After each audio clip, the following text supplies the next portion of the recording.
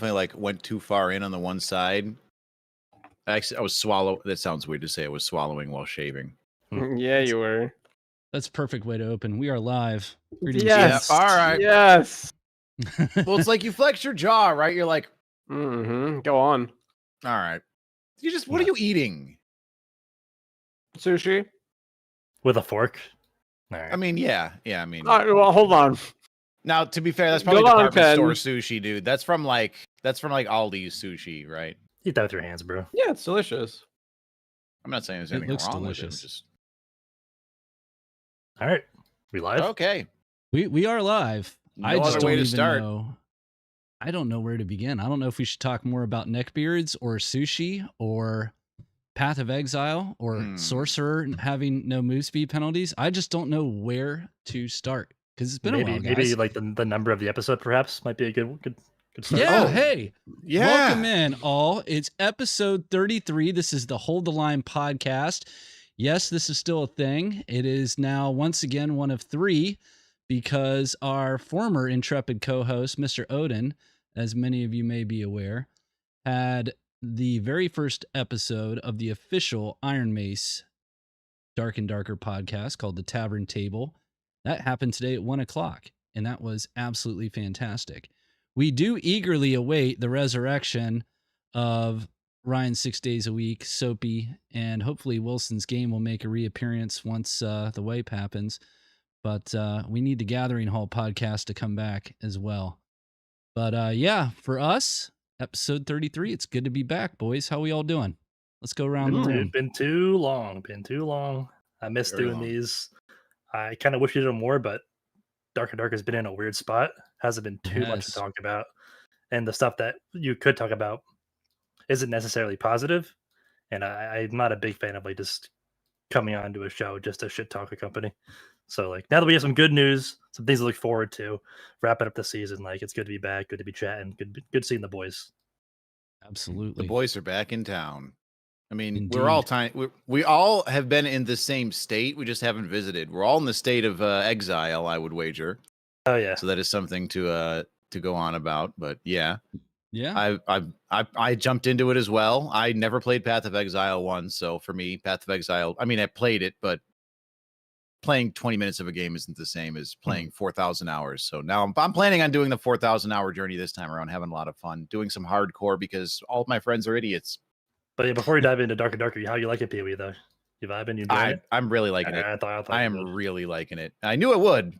And it's just the problem is that everyone's playing hardcore and I want to build stuff in softcore, learn the game, and then go to hardcore like a smart person. No, don't do that. Don't do that. You know, now like, oh yeah, just so I can get killed by every one-shot mechanic and then reroll my character. Yeah, you level up, you get some cool bits, and you die to Colossus. That's what you do.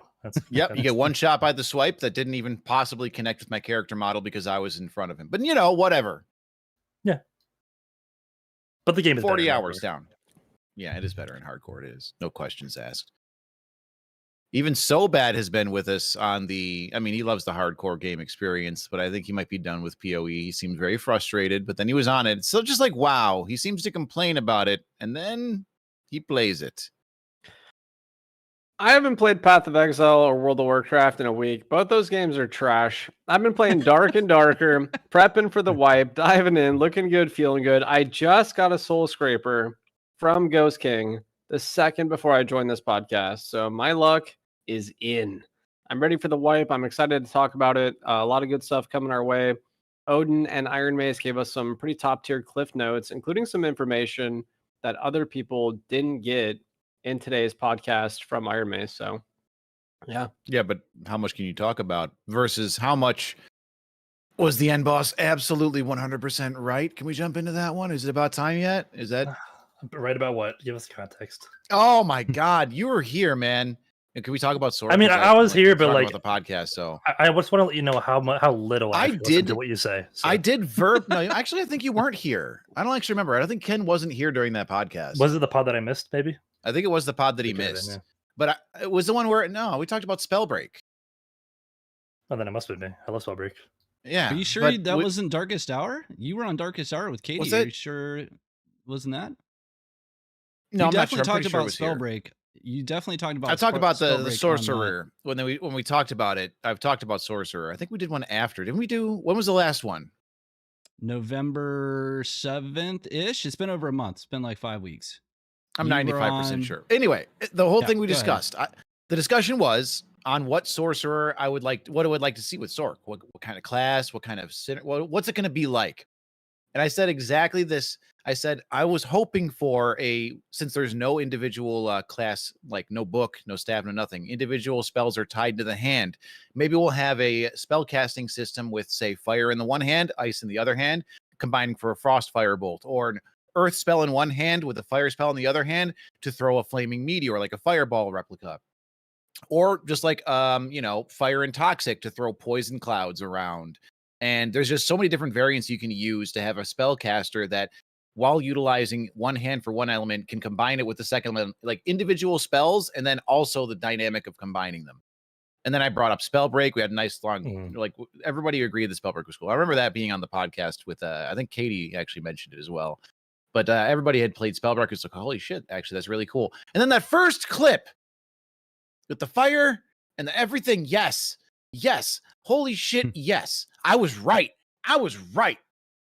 God damn it, was I right? Good job, Boss. That's right. Yep. You're peeking right now. Nobody else is going to do it, God damn it. Pat yourself on the back. That being said, all right. That's pretty much the dynamic of the class. I'm very excited for it. Sorcerer looks like a lot of fun. It's going to be clearly OP as hell between summons and like fucking the amount of space you can create with it. Like, I know that they made that little like puff thing that kind of comes up to launch you into the air. That's a cool but I imagine, they used it on themselves.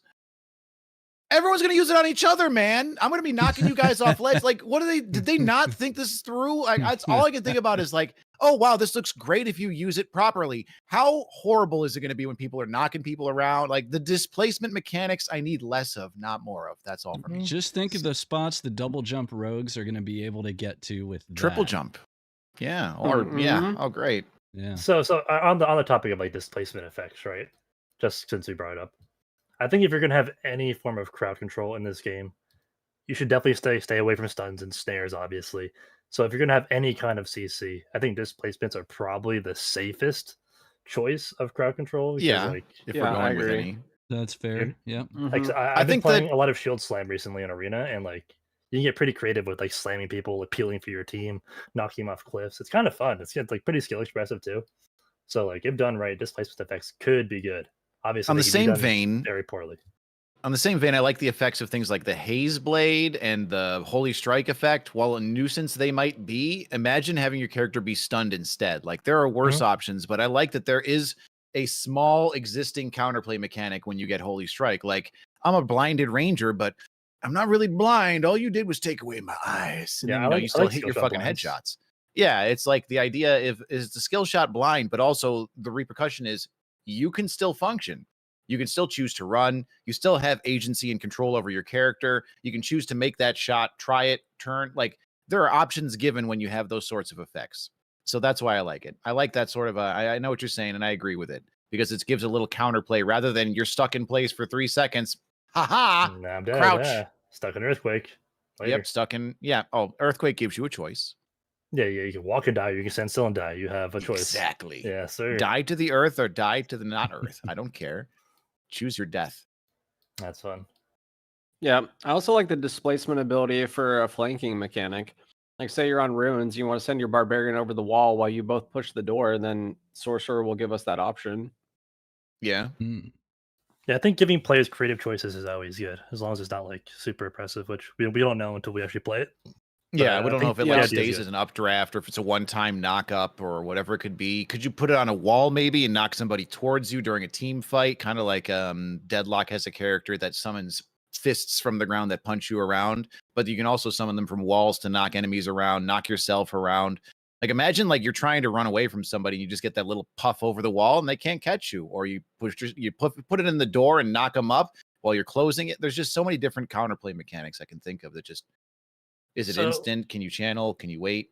As I said, I wanted to try and keep things positive, but like one thing I'm worried about, my concern is I'm kind of over summons in general. I think almost all the summon abilities in this game so far are just kind of annoying and like just make the game less fun and aren't fun to use. Like Trent just makes feel bad moments. Hydra's about to feel bad, and like now the Golem will probably be in the same vein as like Trent, which is either it's so bad that it's useless and you two-shot it, or it just like is so broken and it blocks you in a corner and you die.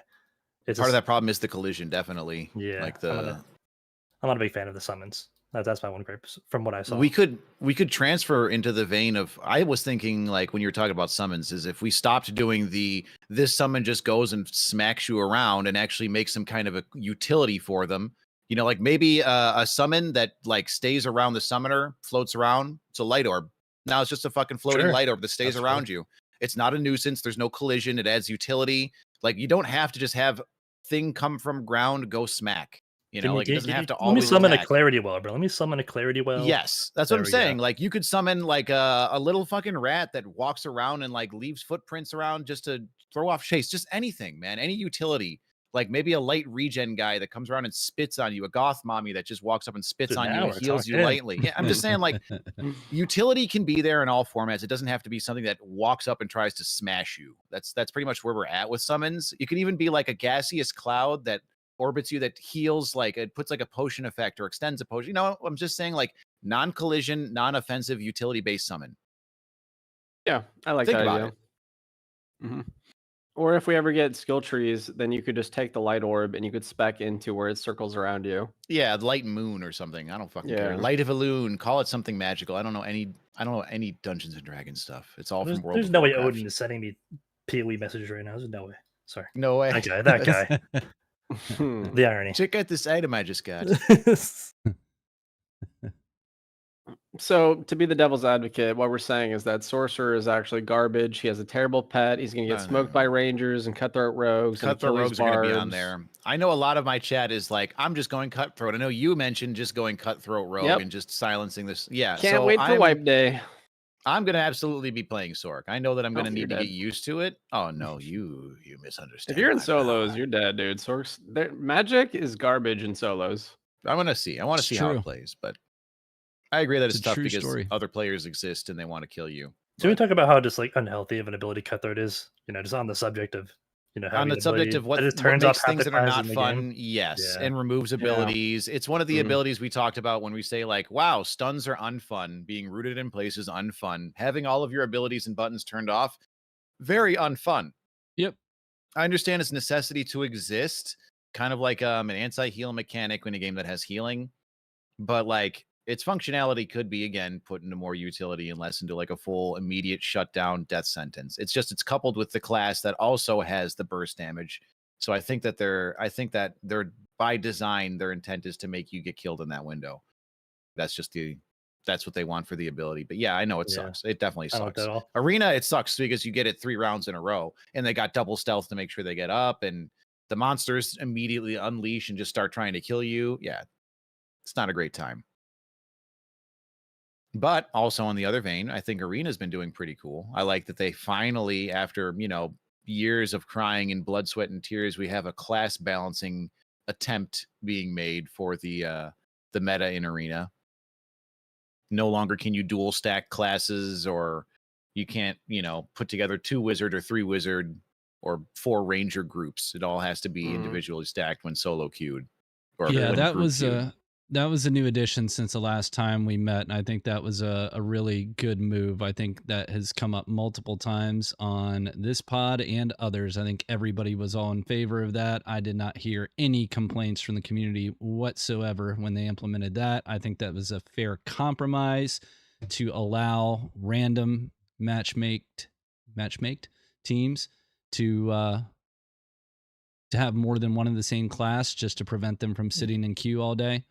But to not. That being said, I fought 3 wizards. Just to play devil's advocate real quick. What was it? I think Solar, Promos, and Repos, or maybe it was Cam. I forget who it was. Fairly, I don't know. They were queuing 3-stack arenas the other day, and I was just solo queuing because I was like playing for funsies. And I could against them like 3 times in a row, and both times I could against them, I was playing Warlock. I got another Warlock on my team, and a Wizard. And like we just smoked them like 3 times in a row, and I was like, "This is solo queue advantage. We just have it's a solo queue advantage. I am getting the better comp. I have access to the better comp because I'm playing solo queue, and this probably feels bad for the pre-made that's getting run down by double warlock. But like, I understand it's almost necessary. I fought against triple wizard. Yeah. So I know, man, it can still happen, and it feels awful. But it's like I agree that it is kind of a benefit of doing solo queue. It's like you didn't plan for this, but you're going to make it enjoyable. It's just no off chance. So Wizard is so strong in Arena. It's unreal. Wizard is Wizard. It's the it's the resetting of spell charges and everything in every single like arena round. It's the same reason Second Wind is Giga Charge. You don't have to reset it. It's a once-off ability that you just have to use during that. That's why biscuits are bis in Arena on Ranger. Okay, I love biscuits in Arena when I play Ranger because they reset every run. I'm eating 9 biscuits a fucking match, dude. I'm carbing up. I'll come in there, pop you some heals. You'll be fine. I'll take care of you. But yeah, so, I think that was a big change with the arena. Sorry, go ahead. Oh, you're good. I was just going to say, so while we're on the subject, is the arena where most of you guys are spending your time here in over the last couple weeks with the wipe being as kind of, let's say, lackluster as it's been? Yeah, without the introduction of any crazy events, my crazy event has been the arena gear swap. With the ability to not lose gear in the arena and like access to beautiful men like everybody in this podcast, I have an infinite gear set that I could be like, hey Ken, can I borrow like a whiz kit? Or Ken could be like, hey, can I borrow some cleric pieces? And like we interchange and put together some of the nastiest or most niche weird builds that you've ever seen, but we make it to the best of that build's ability now. Like we're not going with like unregistered bis. This is all like the highest quality, like hand carved ivory beautifulness for the kit. Like I remember seeing my book and being like, wow, my book is pretty much everything is perfect. All I could ever want is like +1 health. And then it's like, hey, I got this book. It's got +1 health. Would you like it? I'm like, sure, why not? And like just a couple of pieces later, and now I've got an entirely fully functional, immediate death zone cleric build that I can quake people in 2 shots. It's a lot of fun to mess around with that. And since you're not losing anything, anybody can give it to you as long as you trust that person. You can change out entire kits. I wanted to no meme. I thought it would be fun to have like a site or like a Discord setup with people that, you trust or VIP community members, and then just cycle kits for the last couple of days. Just people be friends. Who cares? The wipe is coming. Give your gear to somebody, let them try out a new class and just play it in the arena. Have fun with it. Yeah. It's not a bad idea. A lot of gear sharing and stuff. It's been. How did you, with that in mind, how did you feel when SDF mentioned today that upon next week already, that they're going back to minted gear? Did you have mixed emotions about that after having a month of? Not at all. That's how it should be. Like this is fun and nice because it's the end of the season. End of season, like sure, whatever, let it fly. Let people play with sick items, but like for the health of the game and like the gameplay loop, it's very fun to farm, play the regular game, go kill bosses in search of those minted items, and like to build those cool arena sets. Like it's very satisfying. It definitely adds to the gameplay loop, and like they should keep it that way. I've said before on the podcast, I'll say it again. Minting should be account wide though. It really just should be account wide. I hate. All right, here we go. Well, it's a okay. I play cleric and I play my cleric, and yes, I get it. I'm going and I'm farming gear on my cleric. If they remove the account required mechanic, I get on my warlock and I just fucking run through dungeons. And I know what everyone's gonna say. Well, it doesn't matter. You're still playing the dungeon, but I'm gonna play the quickest and the path of least resistance to get as many items as I can. Maybe I'll just go with Bard and just go item hunting, or just go with a luck kit, and then it immediately makes me not play my cleric. That's in the context of solos, right? So like I'm thinking trios. Yeah. Right? When I'm playing for like minting gear, I'm usually playing duos or trios, and like we're not going to sacrifice the integrity of the team comp to play a class that farms better. We're going to play like what we want to play first of all. No, you wouldn't. And then go kill the boss, and doesn't matter what class you're on, you kill the boss. The loot's gonna be the same. It just sucks when you're playing the wizard and like I get the sick ring for my cleric, and we don't even have a cleric. I'm like, wow, this is a handcrafted item that is going to waste, and it sucks. Feels bad. I agree. Both sides of that are suck. I'm viewing it from a solo perspective. Is I'm upset because I don't want to be forced out of my class, even though it would be better for item farming as a whole for me to just play my warlock if I decide I want to go farming items. So like, I think a quality of life might devalue like just get off your goddamn cleric, you slob. So maybe I would concede that in favor of having the account wide minted bis, because it'd be easier for me, even though I like playing the cleric and I like the dynamic of getting it on that character. Not only would it be easier for you, it would make it possible for players. Like, so there's solo players in this game like that don't play with teams ever, and some of those players happen to be wizard players. What are they going to do to mint a gear set? They're not killing a boss. I mean, maybe they can, but like it's so much harder for like a solo, like run of the mill wizard player to go down to crypts, maybe kill the lich, go down to Inferno, maybe kill a boss, and it hit like these other just farming mobs in general is just so much harder in certain classes that if you are a solo player playing without teams, like having the option to hop on a rogue and maybe just rat around, open some chests could be good. I totally agree. I would love to have the option to not have to grind out my cleric to get account level or to get class specific things for the arena and have them minted. Like I just felt trapped the majority of this wipe, knowing that I wanted to have the absolute best cleric gear I could get for the arena. And I love playing cleric. I don't mind playing it solo, but after I get a couple bad beats, I'm ready to switch classes, and I felt like I couldn't. And this is massive. So if they were, for questing at least, if they were to change it to make gear minted account wide, I would personally be in hog heaven, because I would love to really trade up when I play solo. My preference is almost always to play cleric, sometimes fighter, sometimes wizard. But in a 3-stack or in duos, I want to play cleric. In solo, I don't care. I want to play the most fun thing I can play. And based on what I'm trying to do, I want to be able to switch. I want to be able to leverage the class that does the thing that I want to do, other than being pigeonholed into the worst solo class in the game. So, yes, can totally agree. Please, account-wide minting. Yep. SPS. If we're going to have account-wide questing, we should have account-wide minting. I don't understand why we wouldn't. If we're going to be playing solo, like you said on Warlock, you said you want to go to a farm class. Well, what if you go to your farm class and it drops something for your non-farm class? It doesn't make any sense. It makes it way harder for players to assemble a minted gear set. So why wouldn't it be account wide? I think that might be by design. Well, they just said they're adding socketing to make the gap between bis and casuals smaller. So in order to help the casuals have gear for arena, there's socketing, and there should be account wide minting. Does bring up a good point about socketing, which I definitely want to talk about. But in this context, if I take a handled gem and put it into a found, looted in raid mace, does it corrupt it and make it handled and not minted? And maybe it'll just lose the gem, or maybe the gem becomes a stat line and doesn't actually has it been confirmed that you can intercycle gems? Like if I put my +2 weapon damage gem in, and then I don't want to use my weapon and I switch classes, can I take that +2 weapon damage gem out and then because that entirely depends on it. Does it become an actual stat line locked in place on the item? Because if it does, then I imagine it just stays in there. But it doesn't stay as an item. If it does, then if you lose, you might lose the gem, which I would totally be fine with just losing the gem out of it anyways, right? It doesn't really, we don't know how they're going to be as far as drops it's true. or as far as like functionality. If we can remove them and interchange them, I definitely think they should be locked into that item though. Otherwise, people are just going to constantly be like taking stuff out and putting gems back up on the market. So since we're kind of touching on the socket thing, I actually didn't see this part of the internet. Does someone give me a quick rundown of what the socketing entails?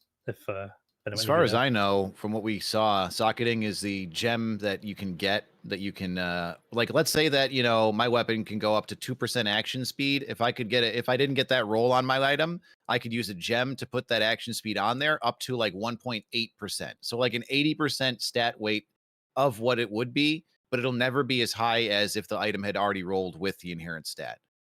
Yeah. So like you can basically implement drops. it. It's like adding quality in PoE, basically. Okay.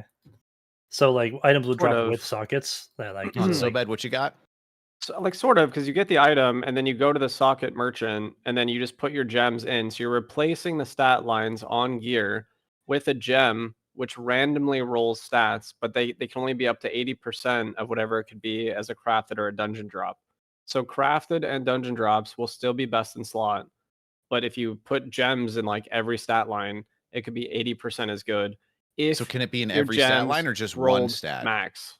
Since like they're rolling in a range, right? They're rolling like 0 to 5% buff duration, so it's still RNG. But can Right. you do more than one gem per item? Is it like every single line? Can I just get like a purple sword and slap whatever the fuck I want into it? Is it only think one stat line? I figured it was I- only one stat line. That It was looked my like every assumption. line, but like you'd have to think about the costs of doing that, because in the video it was 300 gold to roll a stat line. So if you did that for every single stat line and you were rolling low, you'd have to roll multiple times. You're talking like thousands of gold to get an 80% like BIS. Why not just buy BIS off the auction house at that point? We'll see So where the market ends up, because I know people yeah. are churning out gold in unreasonable speeds. I'm curious how quickly the wipe immediately plunders and nosedives with the wyvern farming. I mean, usually at the start of every wipe, they turn the faucet off anyway, and they lower all the drops. Can we like True. disable ice maps? Can we just like get rid of it for a season, or like sprinkle it in? Like No, just randomize it, and it'll be randomize fixed. it. I would have liked to seen. I feel a little bit on this on the topic. While we're there, we're visiting it. The randomized crypt. Is it gonna help with no randomized runes? Like, I mean, it's great. Don't get me wrong, but like, you're putting the fucking cream of the Oreo in there and like mixing it up. No one's gonna get to that part because everyone's dying on the crust. Everyone's dying on the runes. It's all gonna be over. Let me stop Thank you right God. there. Let me stop you right there.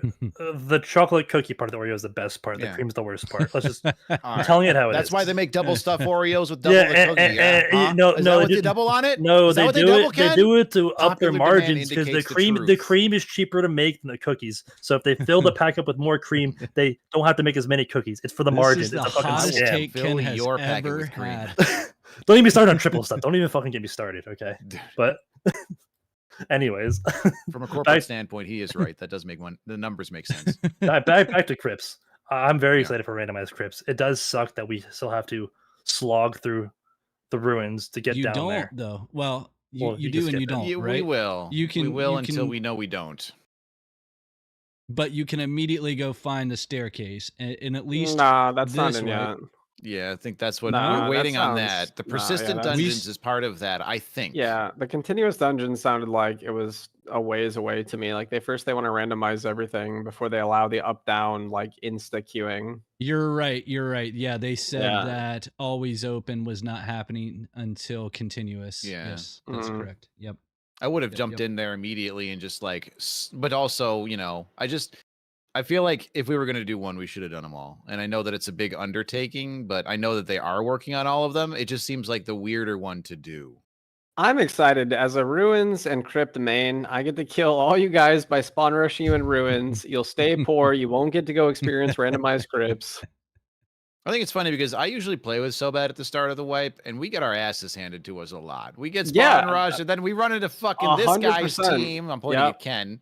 So And it's like, oh, hey, they're going to go boss. What does so bad want to do? He wants to go 1v3 instead of just like going to the other boss. That's Oh, why okay, this we all wipe I'm gonna be solo, because when I play alone, I kill everybody. I have like a 112% survival rate. It's outrageously good. It's almost like the rat comes out in you, you rat man. Yes. So back on like the Crips topic, the randomized stuff. Mm. I'm very excited for randomized dungeons. Mhm. So my one gripe though is like the problem that randomized dungeons is supposed to solve. It's supposed to get rid of like the staleness in the dungeon and make it feel fresh every match. But it's also supposed to like stop spawn rushing because you'll know people spawn. Like that's like the two main reasons why we're doing this. Mhm. And if we're It brings back a lot of exploration feel as well. I Yeah, think that's the that too. dungeon itself is going to be more fun to traverse when you don't. Well, know that there's that's a part, shit part, room that's next part of the to you. freshness I'm talking Right. about. But Yeah, back sure. to the spawn rushing part of it is now we're not going to even be able to test how like this affects it because it's gate kept behind. Yes, a whole ruins tier layer of 1. runes. So you're not going to you'll get some player interaction on Crips, but like just like you do now, it's going to be much less than it should be, and you're probably not going to accurately be able to test the randomized dungeon as much as they want to, and it kind of feels bad. That's I a kinda good wish I could just call. keep- All right, no ice caves. No ice caves Yeah. for first month of wipe. All right, No, we you're- spawn I in either think you're- crypts or you spawn in runes. You're onto something though. I think we should actually petition like in Troubadour and Balladeer with Odin directly and get Terry and SDF to consider turning ruins off, at least for What? a little while. Yeah. Turn it off. No. Turn it off Yeah, periodically. Slog. give You it want 2 the new weeks. content? Slog through the ruins. No. Yeah, Let well, people go direct to people will get crypts. to the content. They will get to the content, but Because the data listen, you get SBS, from that is not going to matter. No, Hear me I out. agree, but like You get eventually it's all everybody- going to be random and it's all going to be fog of war. It's like why we Right, don't even need to test it. eventually. We already know it's going to be a good feature. But you want to get people hyped. So if you want to bring people back at the beginning of this next wipe and you want to keep them and you get everybody really excited about randomized maps and all of the old guard, all of us no-lifers are just killing everyone on ruins before they can even go experience the new hotness of the crypts, then we're going to lose those people that are coming back for the fresh wipe. And we're going to lose them fast. So I think one way to try and retain them would be, hey, let's just turn it off for the first week. Turn ruins off. Yo, what is up, new players? Come return to our game. Check out all this new content that we're never gonna let you get to. Let's go and quit our game again. And then 3 months down the line, I'm sub at range and I'm mauled in because no one's playing my game. Sorry, but they're poor. I agree with you, but what you're going to turn ruins off? The wipe is Yes. Tuesday, bro. Yes, It's too late. literally nothing. It's too It's late. not that all right. way. They No. literally removed It's the too entire late. map, and Probably nobody gave 2 or a 3 shit weeks for an after wipe. entire wipe. They'll randomize That map ruins. didn't exist, and nobody missed it. It's almost like when it was gone, it was like, oh, I didn't realize how shitty that was. Now that it's gone, I know. I don't want that back. And then it became a thing again, and everybody hates it again. If it were to leave, you guys are again- gaslighting. Not everybody the hates truth ruins, is all that right? if A they lot of want the people like data- ruins. It's got a bunch I of don't bosses. hate it. I'll I even do level not with hate you it. so bad. Let's just flip it up for a wipe. All right. Let's make it so runes is the middle layer and everybody spawns on crypts for the first one just so we can all see the fucking changes. How about that? Bro, you Keep want to your get runes- to I the just dude, changes? we Survive. ascend to force all right? Wait Play a second. better. Wait a second. Fuck going down. We are ascending to the heaven boss. Okay, we There you start go. crypts. We Start go up in to the Inferno. ruins. We find the ladder. Dude, wait a minute. We're Change Alright, the we're torches starting to at the blue in the bottom. crypts, and now we're in heaven or in Inferno. Blue torches means it's heaven. Now we're going up. yeah, just change You're the welcome. colors. Literally, just change the colors. Okay, fine. We'll get rid of ice for a wipe, and we'll put ruins as a separate map. See, Sure. No, the honest to God truth, I'll I agree with him on compromise. the Sure. testing thing. I'll compromise, dude. All right, Dude. ice is completely gone, and now we have ruins, Dude. and then crypt to Inferno, and then goblin. You could even make ruins into ice abyss if you wanted to. Sure. Like, Do to it. keep the dragon and so they can Yeah. see the quest line, etc. And then you have I'm crypt into game. Inferno and goblin Yeah, and whatever. We talked about that before. That would be, I think, a good idea. Or like you have ruins, and like part of the ruins map starts to become icy and snowy, and then you descend to Sure. ice caves or whatever. And then Yep. on the other side is like you can descend into goblin caves. That's a good idea. To link all the maps like that would be interesting. Especially if we have Tarkov continuous actually- dungeon, so people can drop in and out whenever they want. And so you just spawn into a map, it's ruins, it's like partially looted or whatever, or it's fresh, and then you just go wherever you want to go. Giving it to Tarkov where it is due, they had added an interconnected map system. I mean, yes, it's spawn camped. Yes, it's abysmal. It's tragic. It's horrible. But you can go from map to Tarkov and you could never leave the game if you didn't want to or were not forced out by the inevitable cheaters that you're going to get killed by. And it's a But- good idea for our game. You know, for Tarkov, that's called marathoning, and they have quests that want you to do it or whatever. Yeah. For our game, you would have just give luck. Like each time you marathon to the next map, you get plus 15 luck. Think about how long people would want to stay just for luck buffs.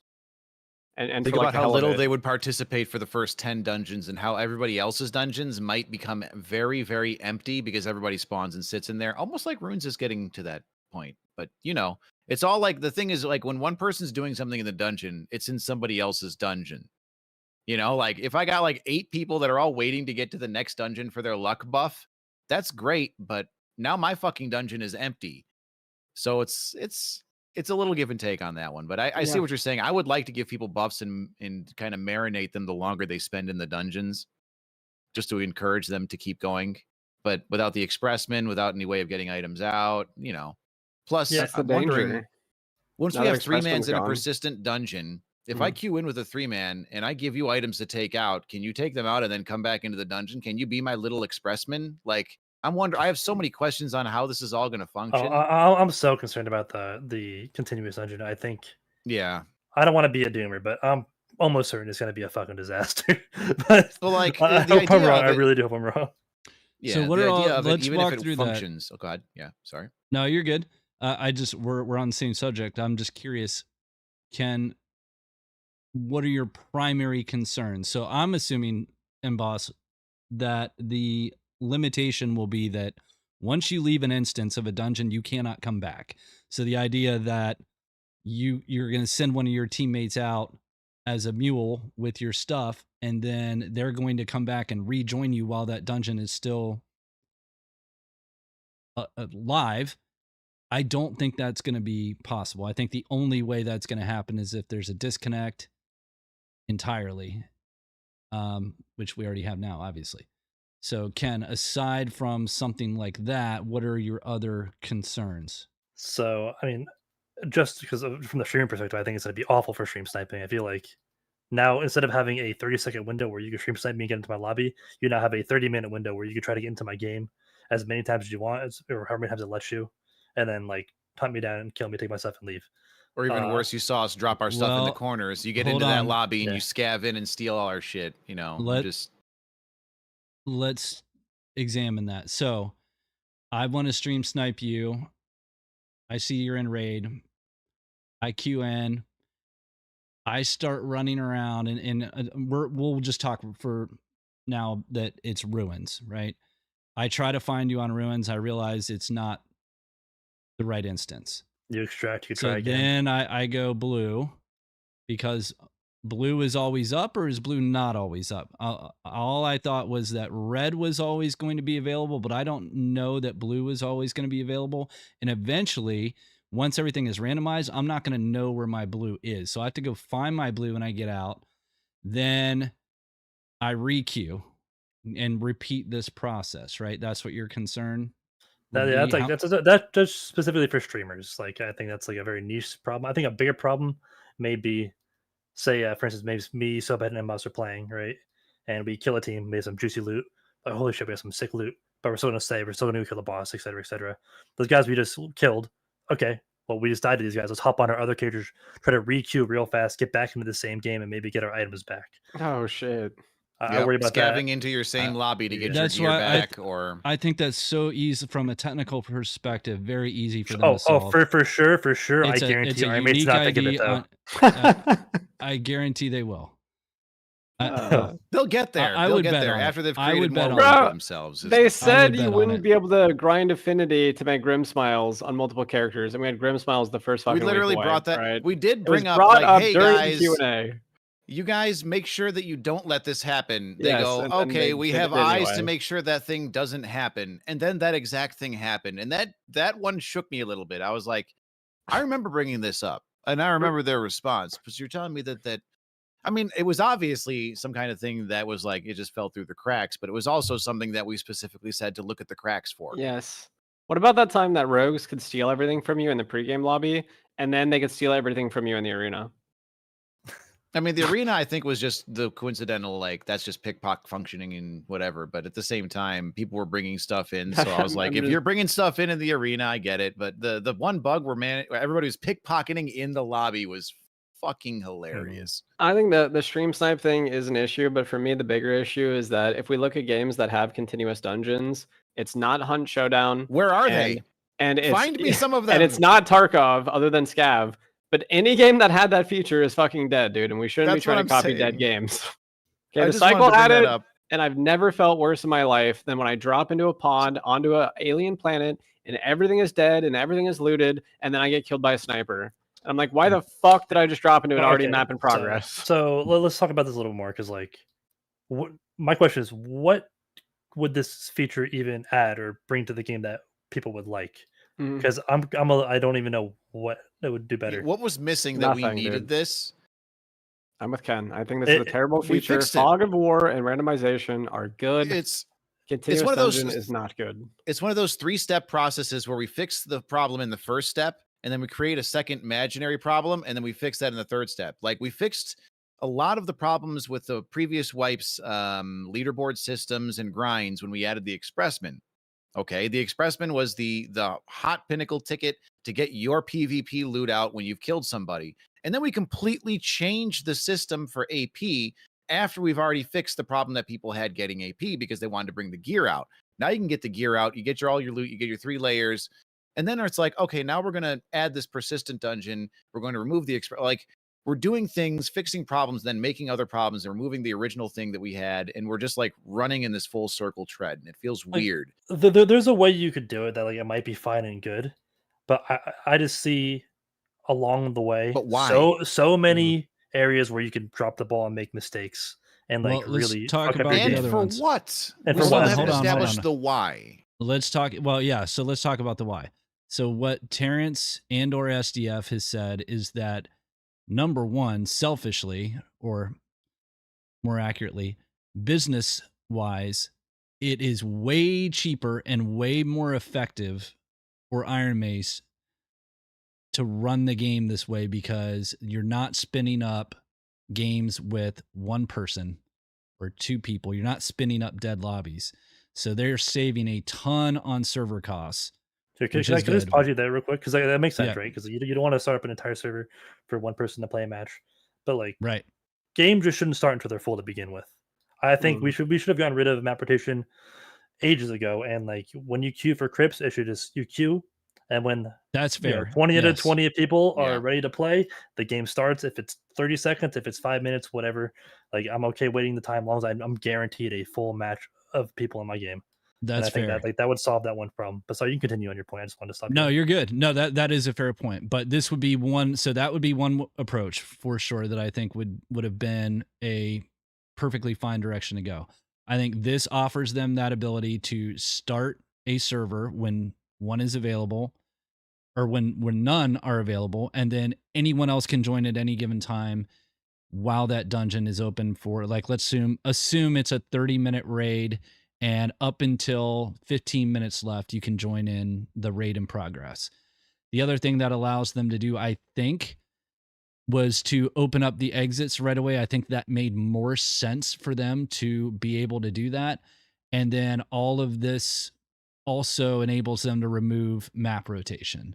So I think when they drew this up, all of those 3 benefits kind of outweighed any of the potential pitfalls.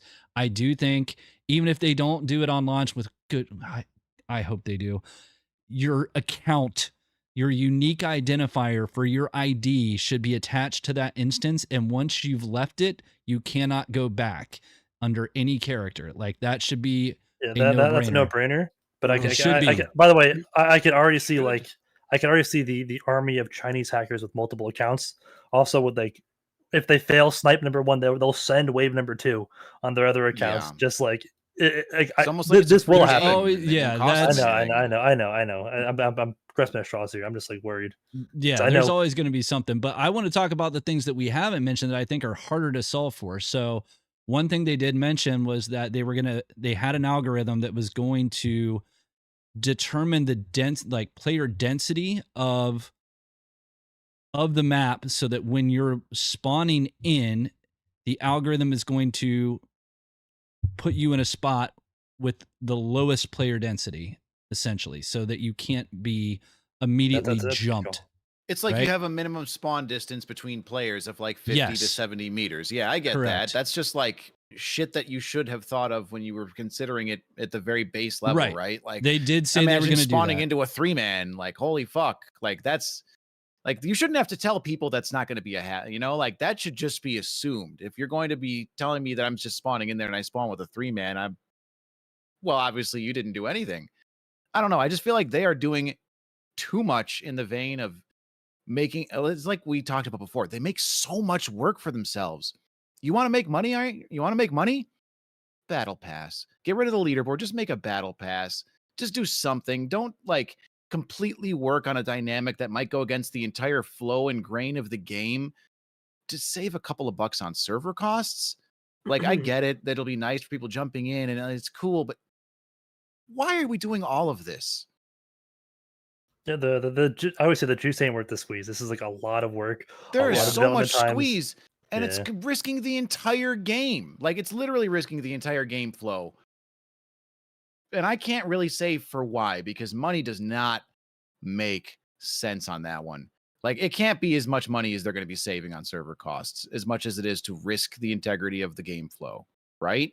Am I Here's crazy? here's something else that we haven't thought about for continuous dungeon that may be an issue is that if the blues are always open and the map is randomized with Fog of War, imagine the annoyance of trying to push somebody and they already know they have a blue behind them, but you don't know that there's a Fog of Yeah. War and the randomization, and you fight them and you start winning and they just run into a blue. So And the blues are always open, so whoever has there's the an blue easy just gets to solution. sit there. There's an easy solution. Like they should have done this with reds and like blues years ago. But like you should just have to, just like Tarkov, you should have to sit in your exit for a few seconds before you teleport out. When Yeah, you that's leave true. his There was red- like 12 seconds. Yeah, Yeah, like yeah. a 10-second extract would actually be Like perfect. for this it's a game. no-brainer. Games have done it before, so surely Yeah. Iron Mace will never do it. But you know, Yeah, that's actually a really that's an easy solution too. You have to be in there for 10 seconds. It's like the rope extract, how the rope extract functions. rope and extract kind is of great. takes you up and Or you pull every your extract pants is like down and that. just get Yeah. spanked on your bottom as you're going up there. Yeah. Mhm. It's good That's times. fair. That'd be an easy fix too. So if that ends up being an issue, we could actually suggest that they do that.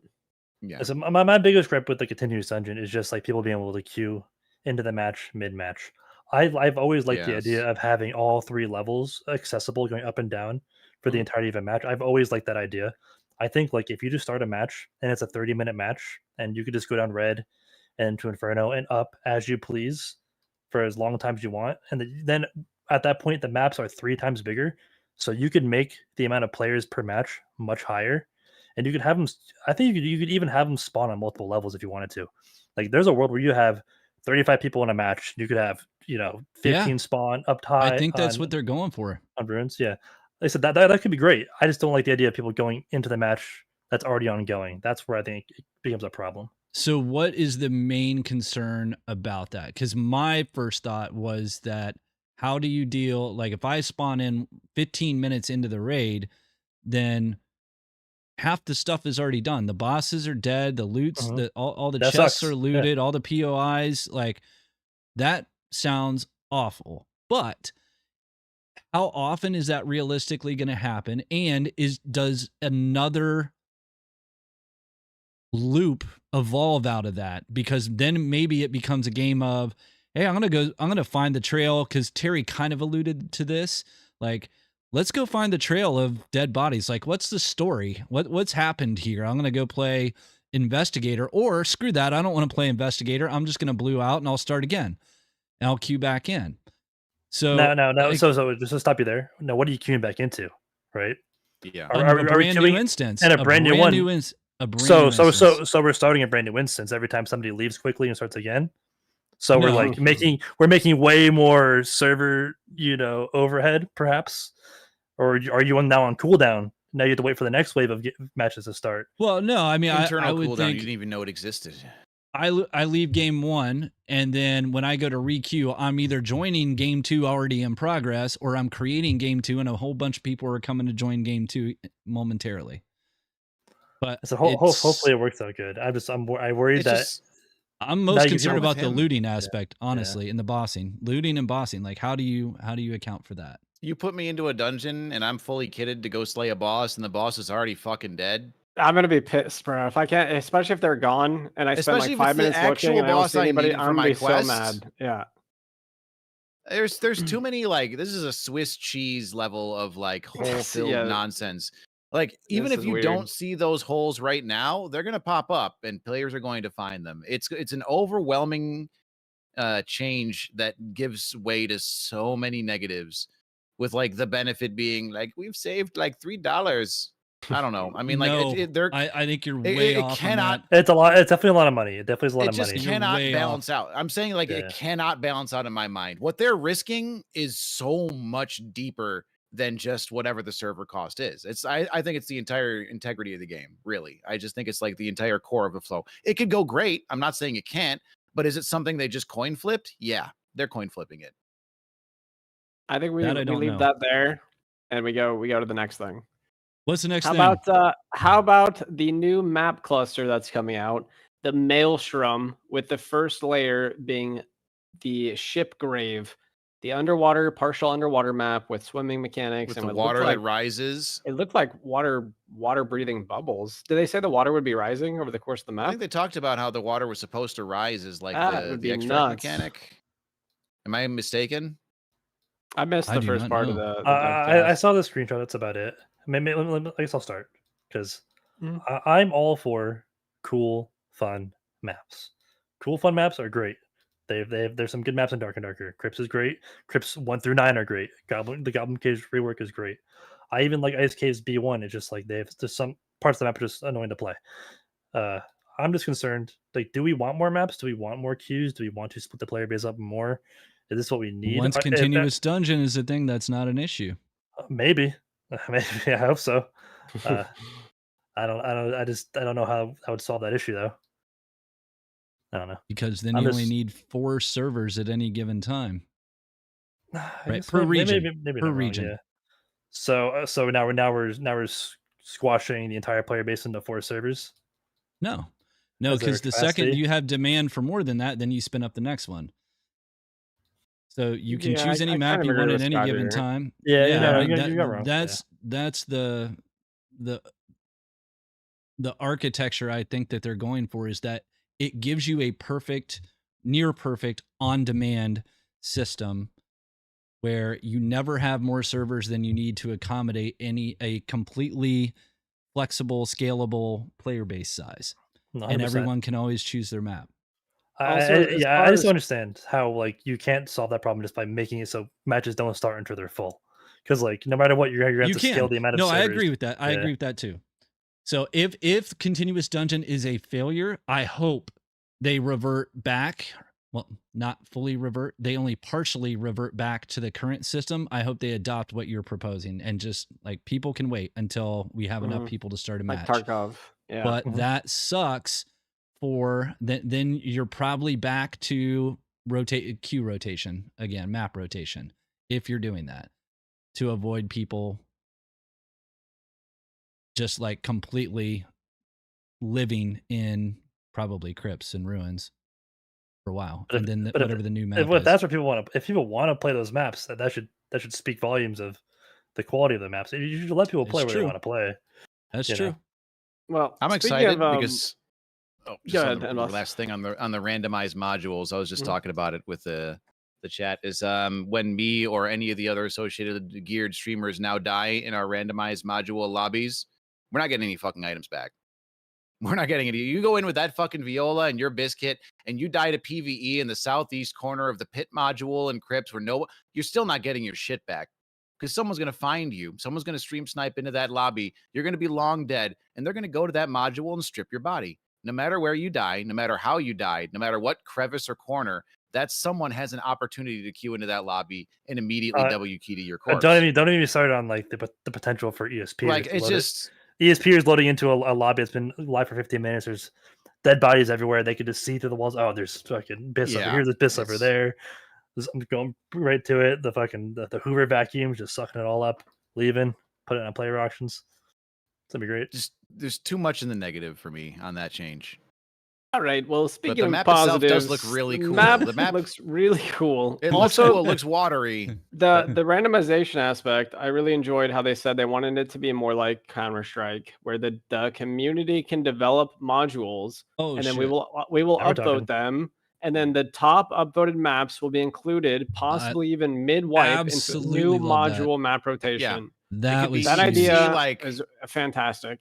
No I'll doubt. see a Nobby Lobby fucking 3 chest festival map module in my fucking game out of nowhere, and I'll be like, I know Ken made this. Dude, Beautiful bastard. I'm all He's for got open traces of source Blind map God on tools. it. Like Mhm. like the stuff that Source Engine did like in the early 2000s and 90s, late 90s, whatever, just like giving power to the community to make maps for these games, like skyrocketed these games into like what they are now. Yeah. So like Mhm. any Ice opportunity where you could outsource labor freely onto the community, which is good for business, first of all. Yeah. Yeah. Think about what people will create. You offer them like 10 redstone shards. They're gonna make like Right. the No, best you offer module. them nothing. They'll just place Well, I'll give them redstone They shards. do but it for yeah, the game. That's the part that I sure. love. I do it for the That's game. true. Like it's like when I was playing Half-Life and Counter-Strike came out. Like that was because people liked Half-Life and wanted to make more games that were fun, and they made their entirely own video game within the video game. Like the total conversions that came out. Oh my God. It's when companies started trying to monetize that stuff that made me sad. like with Fallout 76 and all. There's a lot of whole stuff, but the idea that like the players are willing to do that for the games they love, they're absolutely there is an untapped, never-ending potential fountain of shit right there. And it's like, I even love that stuff. I would do it. I would make my own modules and try and get them in there. I have great ideas I want to submit. The idea that once they have this randomized thing down, that it's not going to take a hot fix, it's not going to take a major patch. You could have community-made modules where, I mean, once they get this process down, it could be like, hey, Ken, you know what? We're going to adopt your module and incorporate it into the game. And yeah, maybe you give them red shards. I know you don't have to. That I think that would be a cool thing to do. But at the very least, you give them, you give them the in-game credit. Like somewhere within the module, you've got Ken's account name or character name, whatever he chooses. Like he gets to put a plaque with an inscription, whatever, inside the module. The Ken Cove. Oh yeah. Yeah, made by Ken. Right? Like that would be more than enough reward for most people. But the idea that that could just show up anytime without them having to patch or hotfix the game, like you could just walk into a brand new module. Holy shit, is that cool? Like that's the kind of stuff we need. I can see Odin like messaging me. He's like, Ken, dude, we really like this module you've been working on, but like we gotta lower the amount of copper ore. You put way too much copper in this module. What are you thinking? You tried to sneak it in under the spider pots. You tried to sneak it in behind the bookshelves. We found it. Please stop.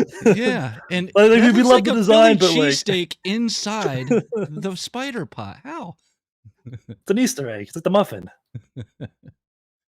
It's like, yeah, we like the rats and the bowls of food. You just put copper ore everywhere.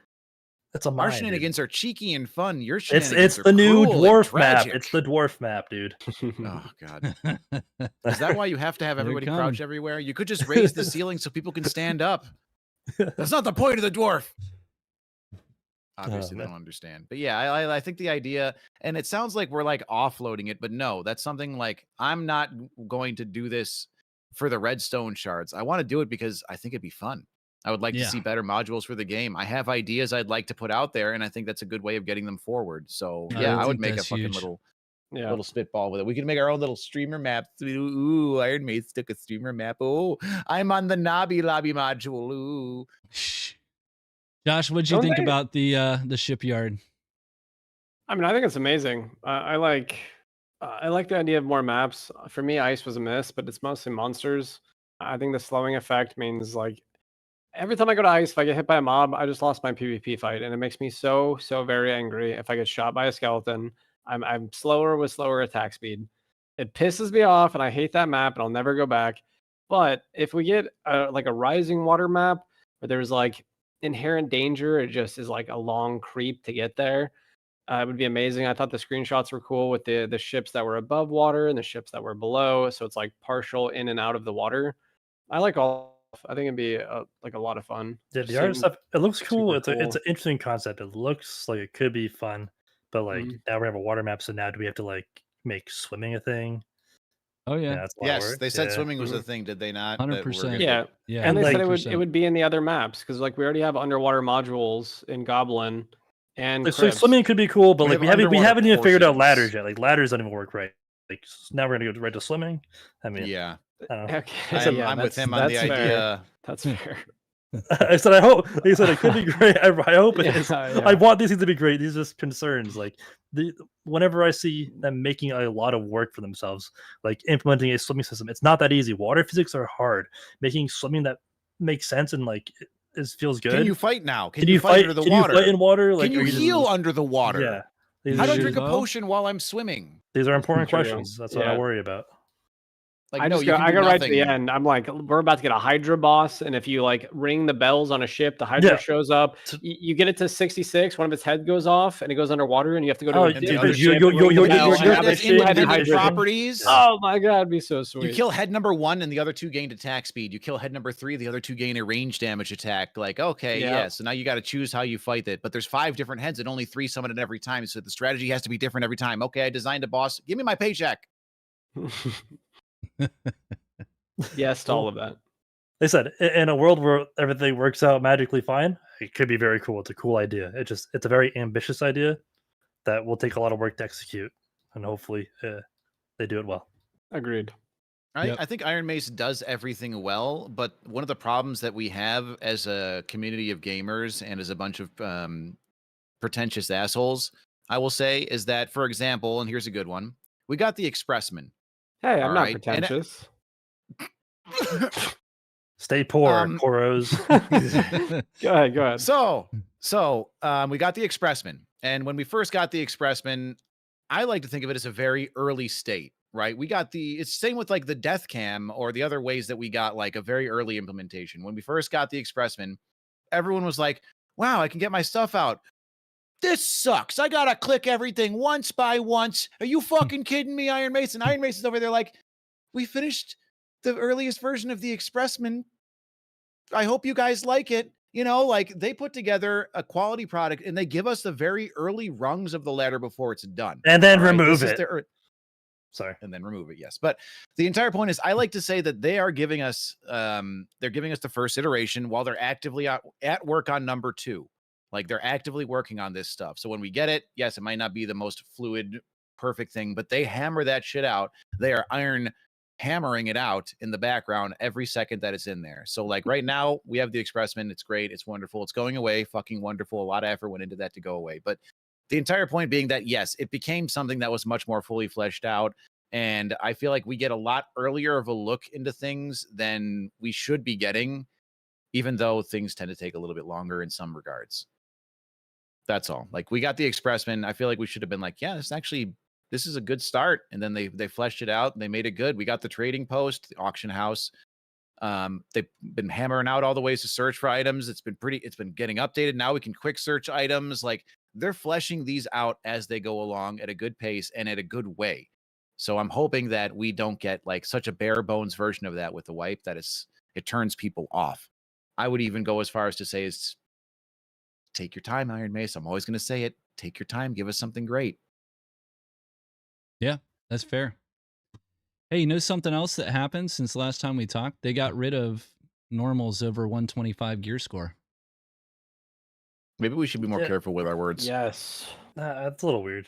That was a good change, I think, but I don't like the idea of forcing them into a cash spending thing because that's what I feel like all that it was for. Like, I don't think it was to populate HR lobbies. I think it was to populate pockets, which I understand is something that needs to happen. But yeah, I don't know. I hate normals and HR. I hate that there's 2 separate queues. I think it's kind of confusing for a first time player to like logging in and just seeing this like, huh? There's another barrier entry for like your average player. I think if you have gear score brackets if you want, but like they should just be gear score brackets. There just shouldn't be a differential from HR to normals. You can have gear scaling from gear score brackets. Like Squire Q is the lowest gear, then you have middle Q, which is medium gear, then you have the high roller belt, which is just another bracket, which is like the highest loot, but like not have an HR requirement. So anybody can play. The free to play players can play the highest bracket if they want. They're still limited to not being able to trade, 1 character slot, no access to the marketplace. Like these are all things that you would, if you like the game, you will buy the game for these features. I think gatekeeping them from arguably the funnest part of the game is probably selling less copies of the game. Like if you are a free to play player and you play in an HR lobby, for instance, if you're able to, and you have a really cool fight and you find some really cool items and you have a really good moment and oh, now I want to buy the game because I had this cool moment. And I think limiting those players from having those moments is probably netting an L on the profits for Iron Mace, potentially.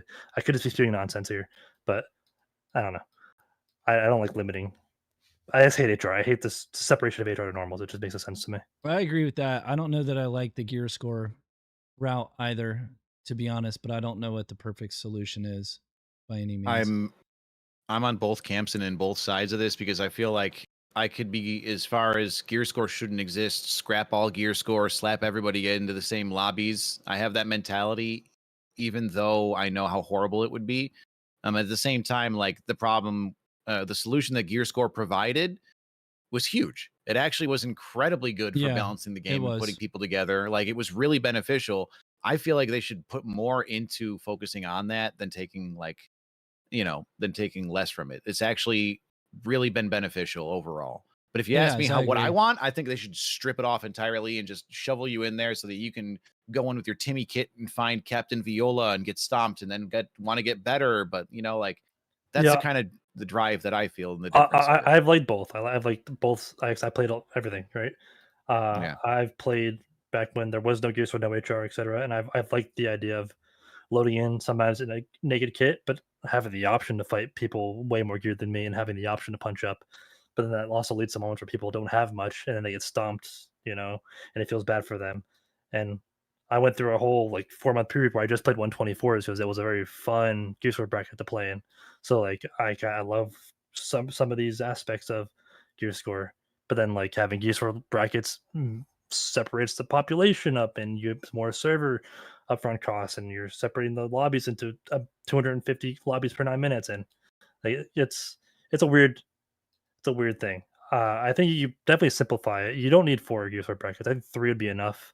I think if you want to get rid of Gears brackets, you should probably still keep Squire Queue. Squire only, yes. I think Squire Queue absolutely. is super important for new players to just load in and play, get some reps 100%. In, and then send them into the ocean. But that's kind of my little rants. I can see it going either way. Yep. But I mean, when they come out with the new map, the sewer, they could get rid of the under 25 queue, and then we have 3 queues. It's 124 and under normals, and then the 2 HR queues. I think that'd be fine. So I had a random idea the other day. I was thinking, how we want to give these maps and these separate queues for the separate maps. What if instead of having separate gear score brackets, each map was a gear score bracket? I'm Squire Q. It's queuing me into the ruins. Oh, they can change whatever. And I'm 250 gear score to 500 gear score. I'm queuing into ice caves or goblin. Well, you said whatever map for whatever gear. It doesn't matter. I'm just throwing numbers out there. But you have maps dedicated to gear score brackets, and then you could tone the difficulty down from these maps to the gear score bracket, and then that would get rid of the separation of maps for matchmaking and just tied to gear score. So you're getting rid of one multiplicative of the servers. Does that make sense? I'm explaining it very badly. I'm sorry. No, you've killed so bad because now he's forced to ice maps because he brought 500 plus gear score. So now he's quit the game. Change your kit. Bro. How am I crit bosses if I can't go in 24s or under 124s? How am I going to learn any of the bosses? You made so bad quit. You've actually improved the game by doing that, but you did make so bad quit. So the ones with the big bosses would be the high gear score brackets, right? Well, Ken, all have big why bosses. not put that on a rotation though? So we get rid of the rotation for the actual maps, but you rotate the gear score on the maps. That's not the worst idea. I had to think that through. I would have to think through how that math works. So on you can still play any map anytime you want, but the gear score for that map is going to change every 30 minutes or an hour. Well, it's something Dungeonborn had a similar system with that, where they would you can only queue the one map, and then it would cycle on a 24-hour period. But that sucked. To clarify, yeah, that's fucking ass. It sucked to be like, oh, I want to do this. Nope, I can't. And not only am I gated not by a 3 or a 6 minute window, it's a fucking 24 hours. 24 hours. That was insane.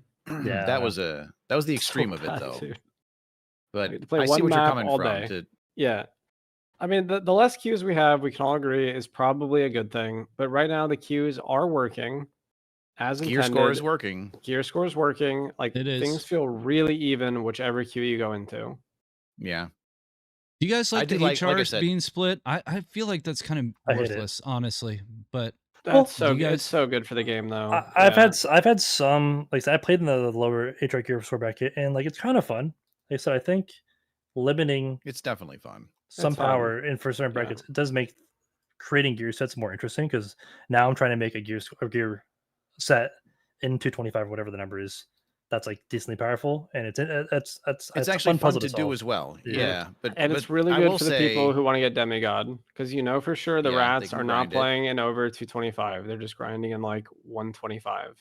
The issue that it creates, though, is that there is a significant imbalance in that region of classes, and with that gear score cap, and with the way gear was set up in there, for example. You can get all true range. You could be the god tier pinnacle of Earth Ranger main in that bracket. But if you were to gear yourself up in the 225s with a full cleric kit, everything still pretty much shits on you. Like, even at your best gear, you still get dunked on. Like, Barbarian comes in and 2-shots you. Rangers absolutely obliterate you. Everybody scales differently. Yeah, it's awful for balance. The meta, yeah, it's awful for balance, but for fun, it's good. And for like the player base, it's good for fun and but if you're trying to like go in there and be the sweatiest PvP min-max, or you need to either play the meta class at the time, or you're just going to get stomped out, no matter how you build. Like, Scales my favorite very thing differently. Was like 124 10 spell cleric, which is like so hard to build, like you said, to get enough spell memory and enough healing to play 124 10 spell cleric. But every once in a while I could find the items and I can make a cool set, and it felt, when I got human beings on my team, if you had a good team, good duo. But then I load into like 2 naked rogues and I'm like, fucking kill this. So I just realized we can get rid of some of the queues with Ken's idea, though, is get rid of the under 25s for ice and goblin. You can only go in under 25 in ruins. That's now the official Squire map. That's and not you have 124s and under normals for goblin and ice. I just got rid of only 1 queue on 2 maps, but I think that'd be helpful. Yeah, I'm just trying to find solutions to lowering the amount of queues, and like that's that one I feel like is really easy. Yeah. And also, if you're a new player that hasn't played the game before and you just like click play because it's on ice rotation, it's probably better that we don't let you do it. Let's save those Timmies from the kobolds. One of my favorite pastimes is to solo queue into trios on ice caves, normal, west or east. It does not matter. Time of day does not matter. You hit that first queue, right? You get into that lobby, you throw yourself into the abyss, and you spectate those poor little level 1 fucking bastards that have no idea the absolute death that awaits them. And I start up the channel point reward. Which one are they going to make it, guys? Are they going to make it? And it's a blast. That's my favorite thing to do while eating. Well, I'm telling you, it's not. No, I'm saying that's bad. Putting those poor little Timmies in there is horrible. It's just like a festival of watching them die. It's like, what do you mean? What queue are you talking about? The trio lobbies or duos or solos, just queuing into under 25 ice. Right. If you queue into under 25 ice and go spectating, those people have no conceptual idea of even how to WASD move their characters around. And they queued into the hardest map. They get slaughtered by the thousands. And I'm so sure many of those players are not coming back. Just to clarify this a bit, like what we're talking about is like a lot of the people that queue under 25 into ice are just people that just like load in for the first time. They have no idea. And hit the play button. Because if you had any amount of experience in the game, you would not hit the play button while it's on ice. Minus 25. It's people that are just trying to get in and they just have a really bad first experience. Thank God we just saved them, but now we're sending them to ruins. That's what I was first talking about. We're saying we're saying that anybody that's under 25, like, oh, you selected the ice map, just put you in ruins. You selected just put in your ruins. You're going to the sewers, you're going to the ruins. Like, you didn't know what you were doing. Like, even put up a message that says, hey, this is what we're doing, this is what you're doing. Bye-bye. They're not going to read it. Send them right to the dragon. There you go. Also, the starter quest that we get each wipe, right? The week 1 quests, some of those quests are for ice. Just take those quests away, because a lot of the newest players are probably going to look at their quests and be like, I'm going to go to ruins because I have ruins quests. But if you give them the opportunity with that. Yeah, I don't like a lot of the quests on ice caves. I think a lot of the quests on there. The ice caves quests should all be optional quests. I think they shouldn't be part of the main story. But a new vendor. I love our hatred of ice, or shared hatred. So I don't hate it. I live there. Like I said, I've had on ice. It's just like, I don't know. I like that I can see. Like when I play ice and I do find a good fight and I can see my enemy the entire time. It's kind of a blast. A few weeks ago we were doing. I'm not probably gonna try for we were doing the scrim lobbies. God forbid. Oh, fucking ban me. I don't care. But we're doing it at ice caves because like no one played ice caves, and like we're getting into really heavily geared, sweaty PvP matches on ice caves, and it was a lot of fun. It was actually like a lot of the modules are big and open if you clear the mobs properly, which isn't always the case. Like a lot of like the top half of the map is actually very playable. A lot of the problem with ice caves is like the bottom half of the map. Those bottom like 4 modules just feel absolutely unplayable. Pits, harpies, chokes, bridges, high ground surrounding the entire map. What's not to love? A million archers. Yeah, it's just like half the map is good. It's just the other half isn't. That's my ice cave rant though. Yeah, like between what you're talking about is basically pyramid and the modules surrounding it is really good. Like to the west, to the southwest, all that area around the pyramid is a good fighting zone. Especially the little jungle gym. I've had a lot of good fights in that region with the harpy up top, the zombies on the chest, and the 2 layered bridges that lead up to it. And that was I like that module as one of my best because it has a lot of different dynamics for approach. It's asymmetrical. It's even on both sides. It's got the high ground you can jump down. I really like that one for most of the ice fights. Also because it's not a ranger map. It's almost like that should be a map in arena. I'm just saying. There's a lot of maps that should be in arena, and there's a lot of maps that shouldn't be in arena. We can dive into the arena. Down. I would like to sit down and talk about that with whoever designed the maps for the arena, and then have them fired because I do not care about the data. Okay. At this point. It's at okay. This point, they don't have to be fired. It's not okay. As long as they learn that the maps are bad and remove them in the future, it's okay. I'm totally fine with them trying out maps and throwing modules in and seeing how they're received. But like when there are just certain modules that are unanimously hated by the entire player base, maybe take a hint, maybe remove Foursquare, maybe remove library. Foursquare, maybe remove library. That'd be pretty cool. I'm not going to lie and say that Goblin Caves map with the water is anything but a Ranger heaven. Yep. I like it when I'm playing Ranger, but it's pretty bad. It's a pretty bad map. There is just so much, like, you would, in order to fix arena, you have to move out like 80% of the maps. Like, they just suck. But you don't need. They really do. You don't need 50 maps for arena. You see three good ones. WoW did it right. You need balanced maps for arena. Think of all the best maps in arena right now. They're all balanced. It's Goblin Caves for elevators. Goblin Caves for elevator is the best map easily because it's mirrored. It's balanced. There's enough cover to hide from range, but it's open enough for range to hit shots.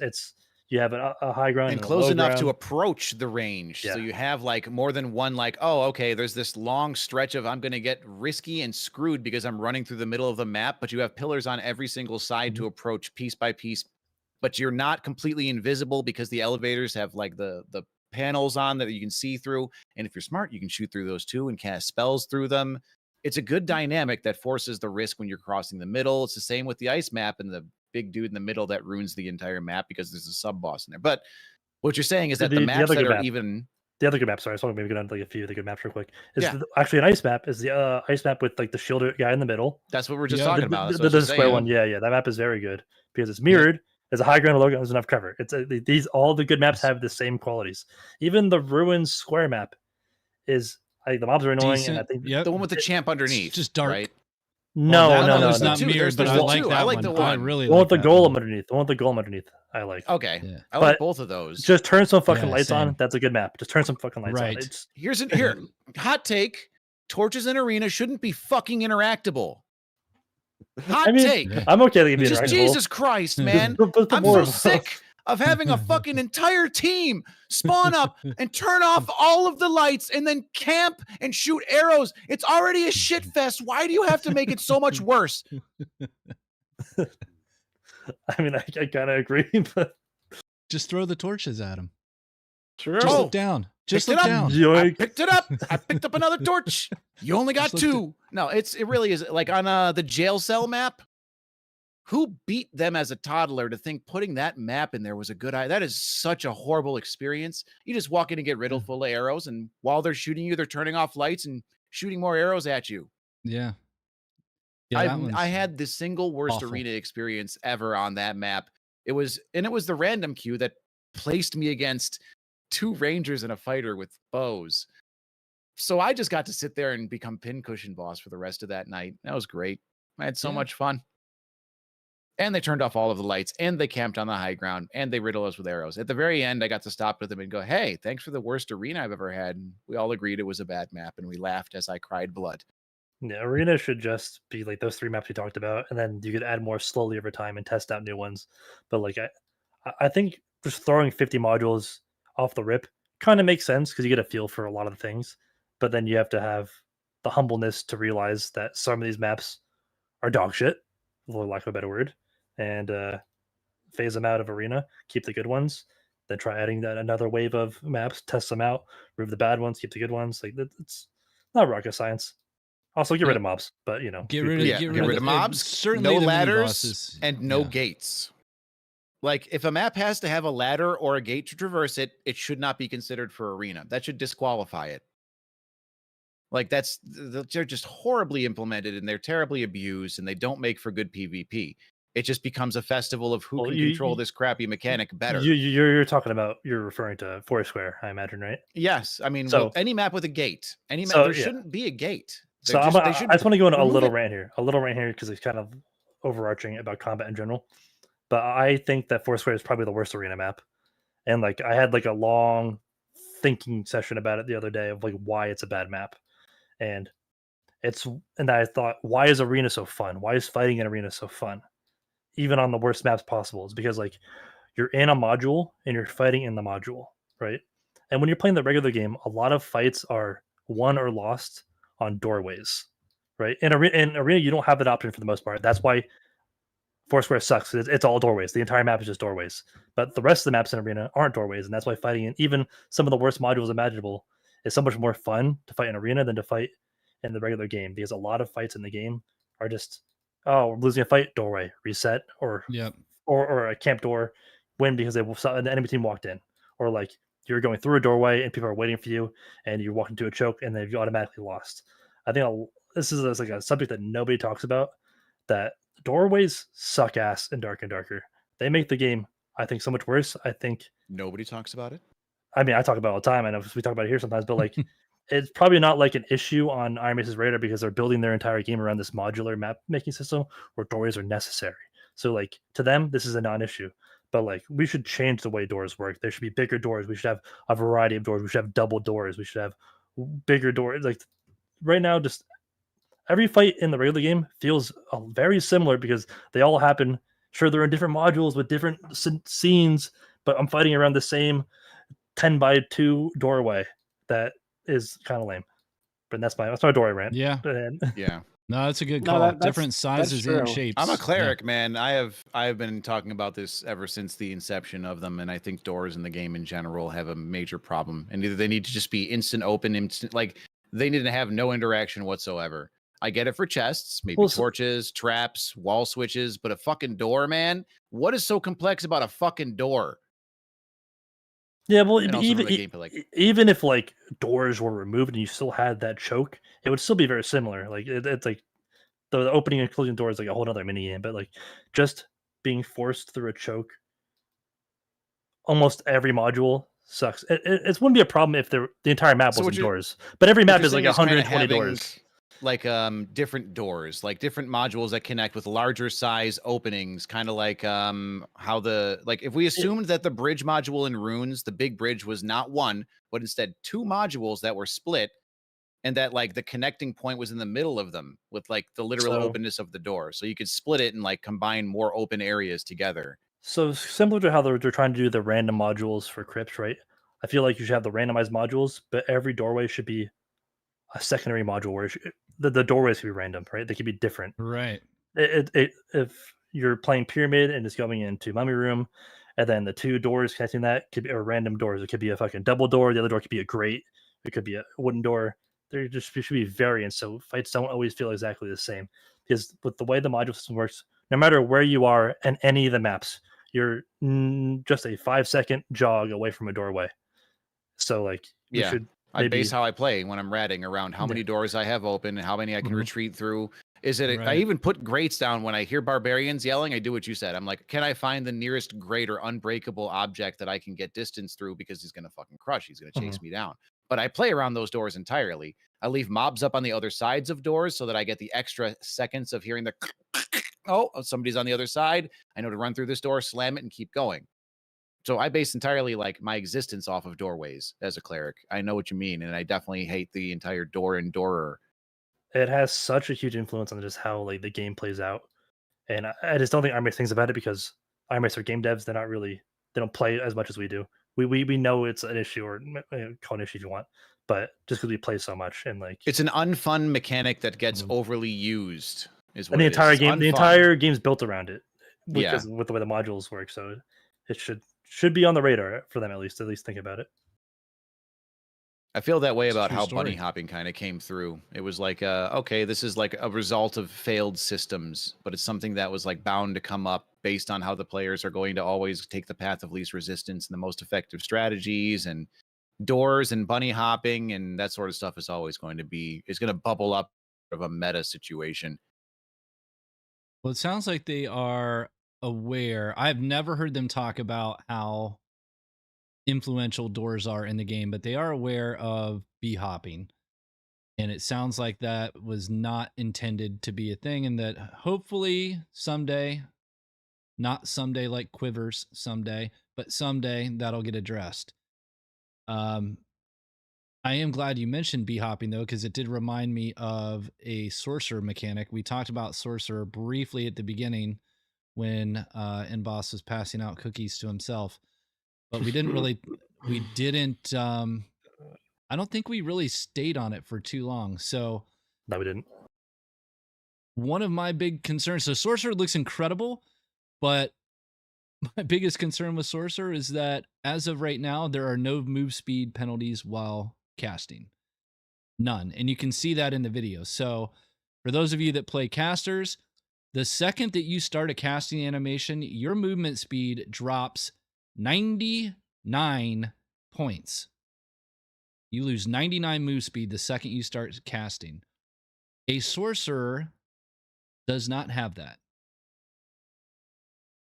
In a game where people kill for boots that have 7 extra move speed, I feel like that's an oversight.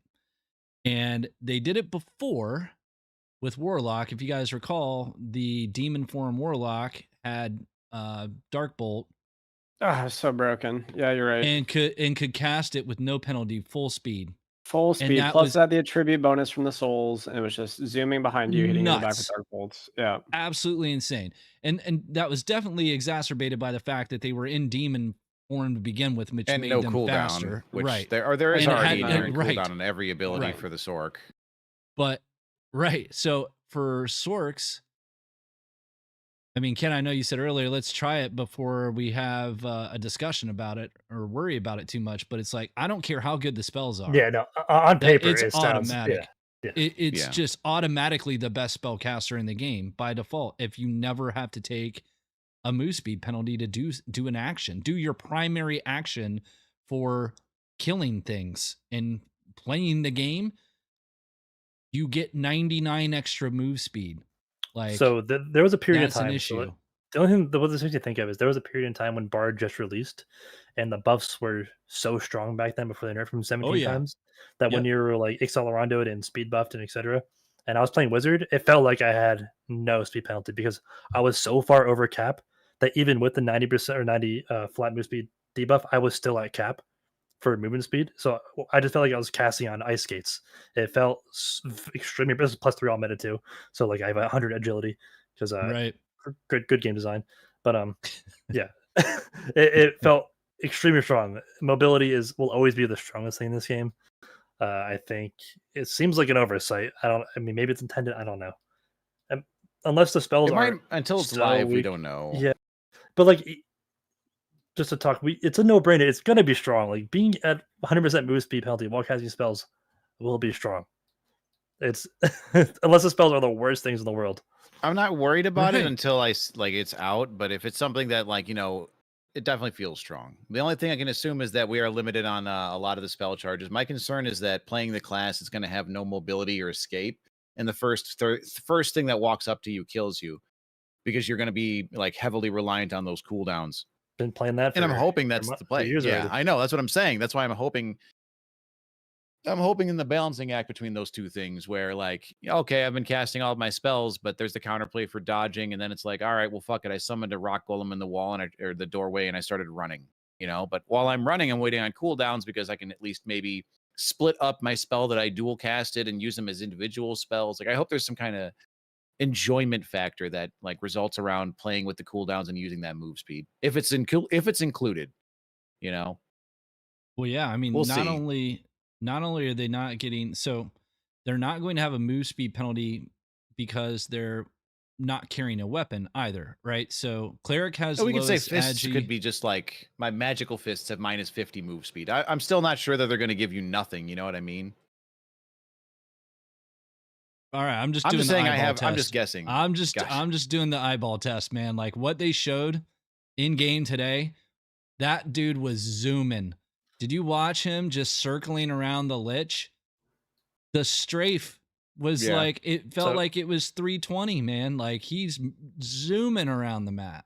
We didn't see cast names or cast spells, or I think it was pretty early. No weapons, right? In either hand. You have no penalty. Great for gear square brackets. All I'm saying. Oh, you yeah. put you put some Jeez. crazy strong gear and you save Holy on those cow. weapons.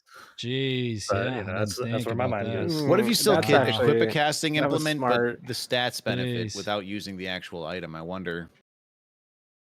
I'm not sure how it's actually going to be like, because if I wanted to carry out Wow. someone's shit, like, could I carry out a weapon in one of my offhands just to Nope. have a weapon to melee with? Like, It's just not or on if you any of the died, and can I weapons. pick your quarterstaff up? And then, like maybe I stop casting because I've picked up 2 weapons. You know what I'm saying? Like, I'm genuinely curious if there is any hand weapon that I can put in my hand to melee whatsoever. Or is there just like a, what's it called?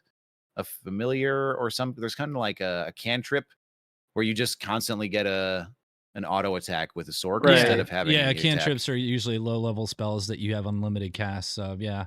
Yeah, But so no, I'm not that sure if we brings can up a- actually equip anything. Well, exactly. So that's a great point. I don't know that was ever brought up. Do you have the option to use a staff or a book or a crystal ball if you want to, and then forego whatever Chat is other telling perks me the go? clips showed the Sork using a falchion. I don't remember Yeah. seeing that. Oh, he yeah. was. Yeah. Okay, so he did have a melee weapon equipped. Oh yeah, you thought can use It melee, was and he an turned it ice infused ice falchion. falchion. Yeah, he Yeah, cast a that spell was a that made it an spell. ice falchion. Yeah. Yeah. Oh, maybe you have Yeah, so spells he that didn't summon actually have a weapons. You weapon, can actually yeah. conjure a spell. Okay, so that means that you probably don't equip any weapons if you have the option. Right. I mean, it'd be Yeah. easy. They just don't put Sorcerer on the list of classes that can use any weapon, and I would only get spells, and the Falchion can create for magic. It's magic only. I Natural think it'd magic. be cool. That would be It nice sounds cool. to. And then while you have the falchion, you can only use one hand or one set of spells. It'd be cool to lock the spells to hands too. So if you do summon a melee spell, you also can't just be like given infinite range damage or fireballs from the other hand. I think it'd be nice just to balance it a little bit more after it's out, because we know it's going to be just a series of shit, and I can't wait to be playing Sork into everybody. It's that's gonna get also playing slaughtered, Sork. dude.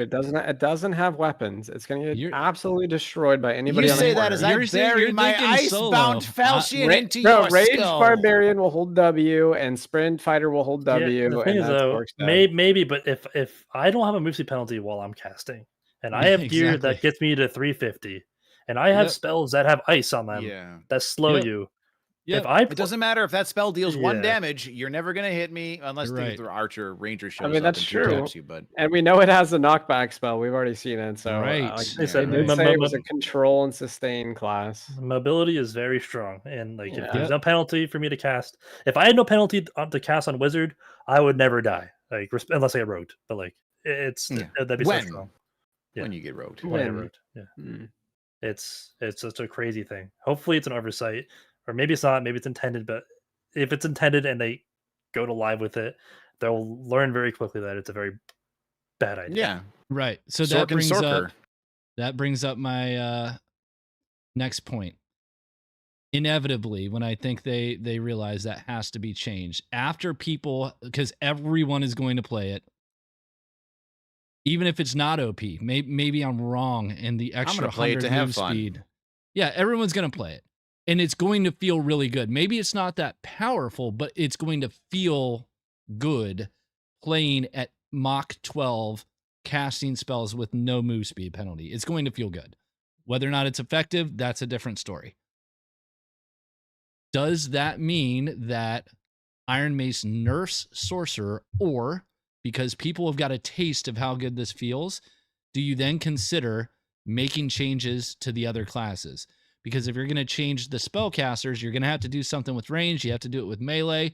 Is it worth that effort, or is that too much to even think about? Is that too much to ask? Would that really change the game? Like I don't want to say the combat identity for the game. Do you think people would have a significant issue with that if you made everything a little bit faster?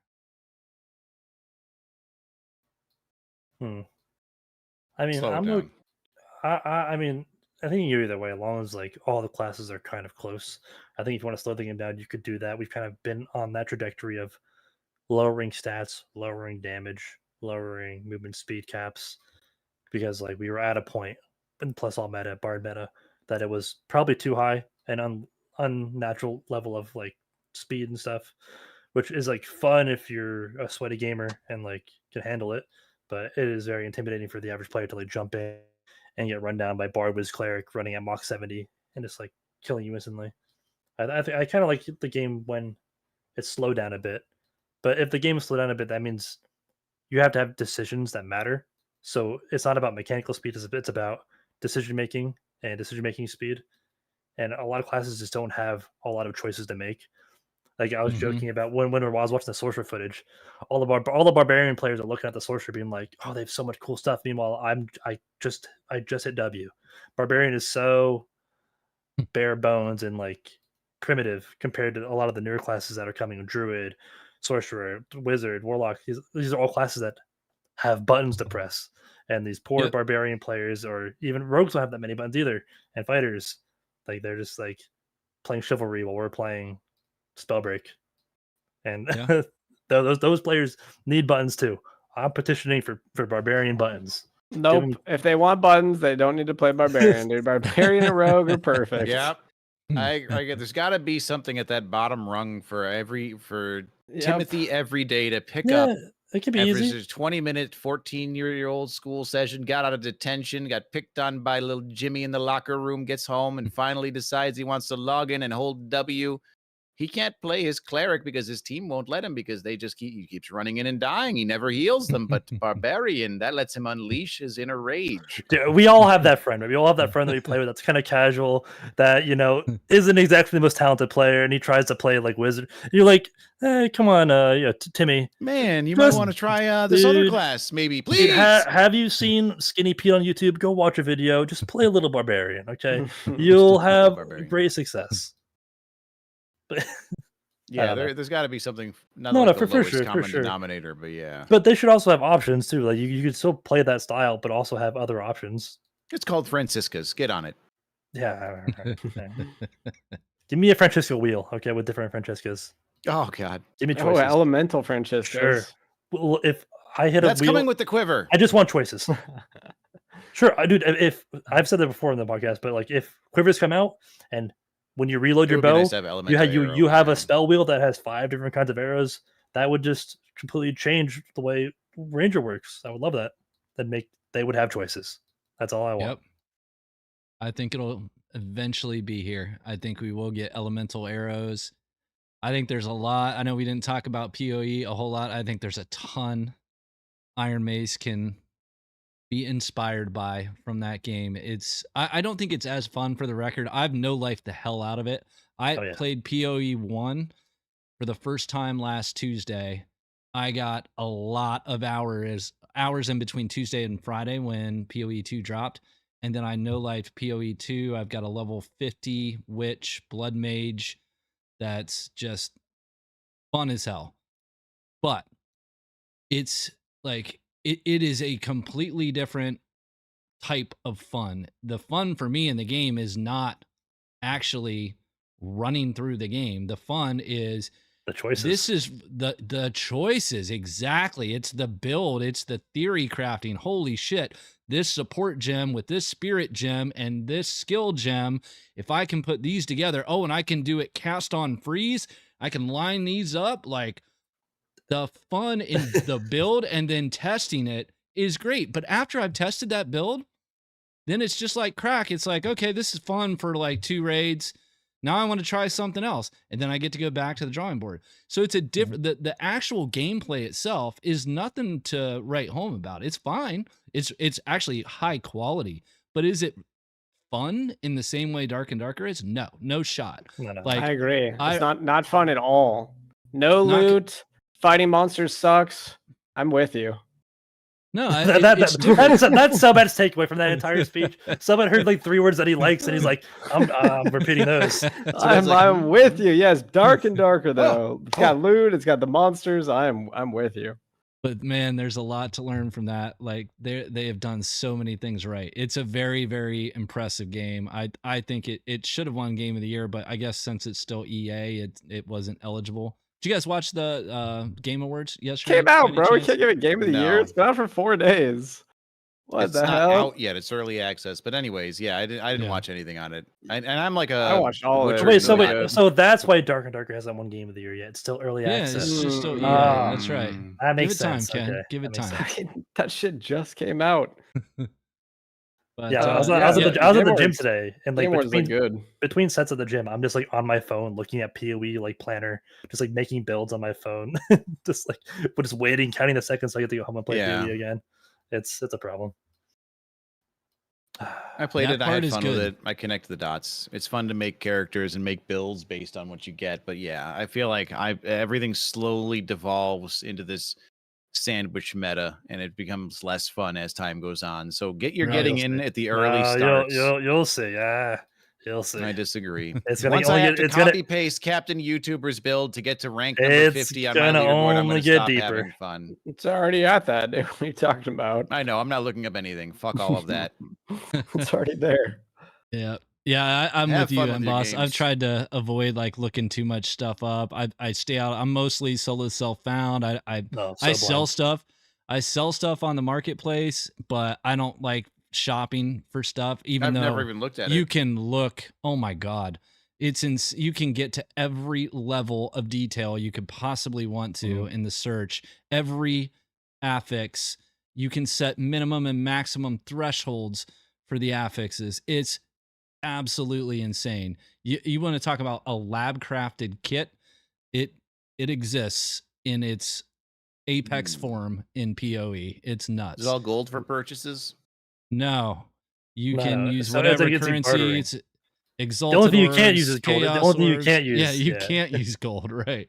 Everything else, It- yeah. It's Great. bonkers, man. But yeah, I guess my point is that the build part of that game and the thought and care that went into that, I think Iron Mace could learn quite a bit from that. And I think the socketing, bringing this all home back to our beloved game, the socketing that they're going to implement is a good first step. I don't know that it's going to be as big of a game changer right away, especially when we don't really know a lot about how it's going to affect minting gear and whether or not the socket is actually like fused into the item, whether it's removable, how many gems you can put in. But I hope Iron Mace takes a couple pages out of the old grinding gears playbook. Yeah, this So is why done. I was excited for many moons ago when Iron Mace had aspirations for a skill tree, which they don't really have Yes. much anymore. But like skill trees, create those obviously to a much lesser degree because PoE has like the greatest skill tree in the history of gaming. Yep. But like even something, And it's not as even close to, that like, complex. After playing for a week, I look at it now and it's like, it makes sense now. It is logical in the way that it's laid out. I mean, it makes a lot of sense. But like point being, the skill trees, every time I make a new character or make a new build, I'm going in a different direction of the skill tree. And if I had like a skill tree for Dark and Darker where I'm playing Wizard, and now I'm going down the skill tree on this Wizard character into the Frost / Arcane, and now maybe I've Arcane Frost synergies, kind of Sorcerer. Like just it's all about choices. I always come back to the same thing. Players, except for Barbarians, they want to use their brain. They really do. People want to think, they want to make choices, and they want to feel rewarded or punished for those choices. And anything that gives you more of those is good. I think a skill tree would be great. I think gems are an option. Gems give you choices. I'm not sure how they're going to do it, but like if I have the option to make a unique kind of style of gear set that has a niche play style, that's good. Like I want that. 100%. So Totally agree. but yeah, Hey, stuff we've like been that. at it for close to 2 hours. I do want to leave a little bit of time for Q&A, but I also want Josh to tell us about the community event that launched today, the puzzle that he was on a quest to solve. The great Project Winterlight launched Yes. today, and apparently we either all win or we all lose. It's going to take a community effort to unlock something, and they gave us a giant riddle today. You didn't hear about this, boss? Iron Mace. No, I've heard nothing. I got up like 2 hours Okay, ago. so Iron Mace has released Project Winterlight. All right, and you have to opt into the Discord, and it has an announcements channel and a chat channel. And within the announcements channel is a pretty long riddle. And it says we basically need to find an incantation, like a spell or a couple of words, to unlock a vessel. And within that vessel is a reward for the community. And so today, our first clue was a scrambled sheet of pictures, like a puzzle.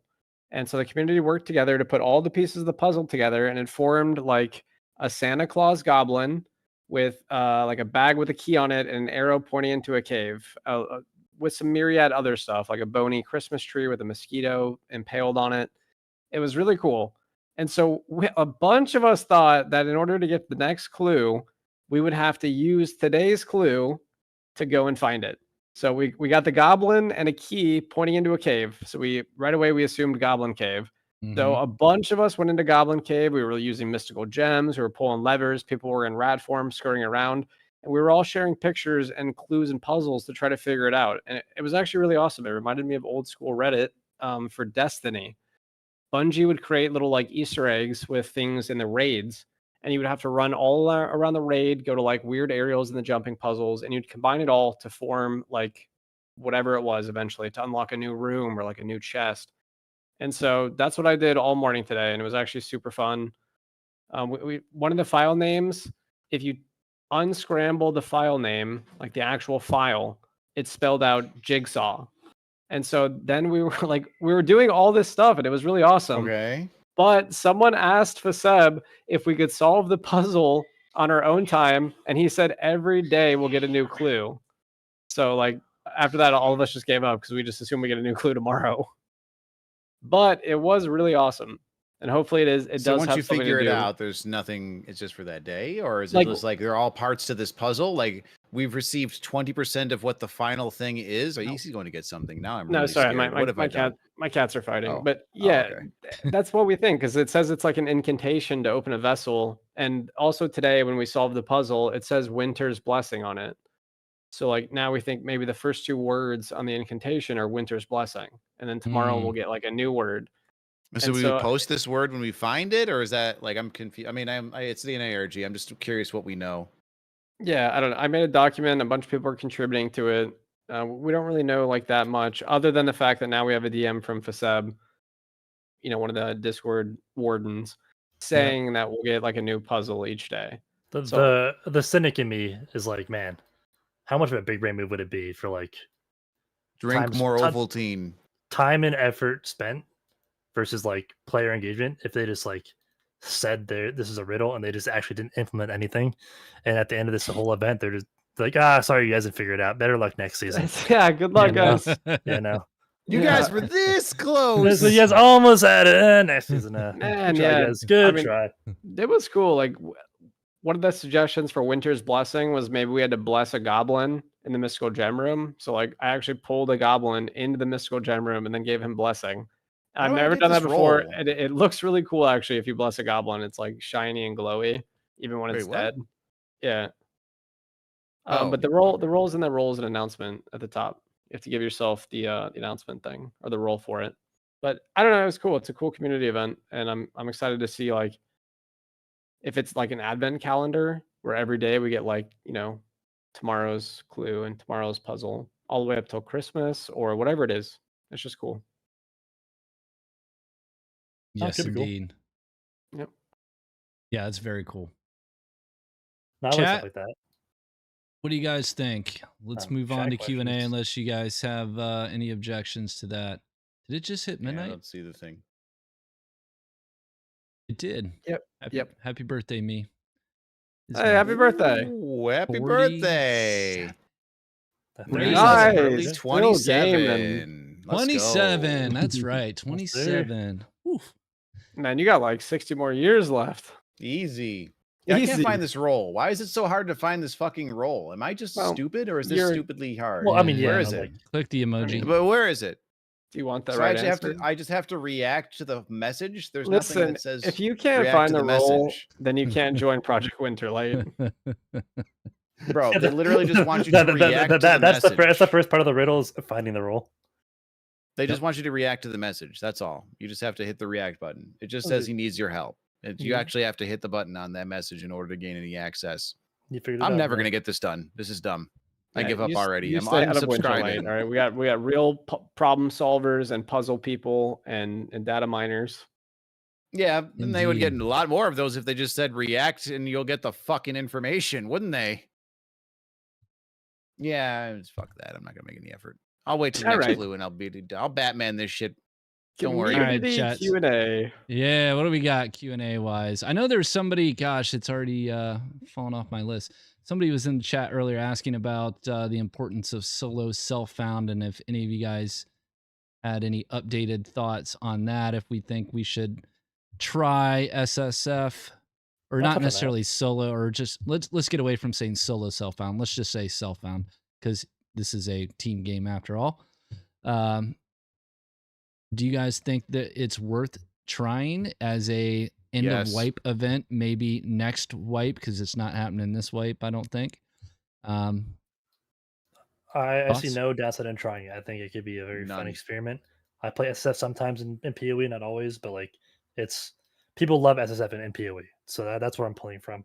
It's a very fun way to play the game. It's very rewarding because everything you do, you build yourself. So like when you do well, it's rewarding, and when you don't do well, you know why you didn't do well. It's because of you, right? So, right. You know.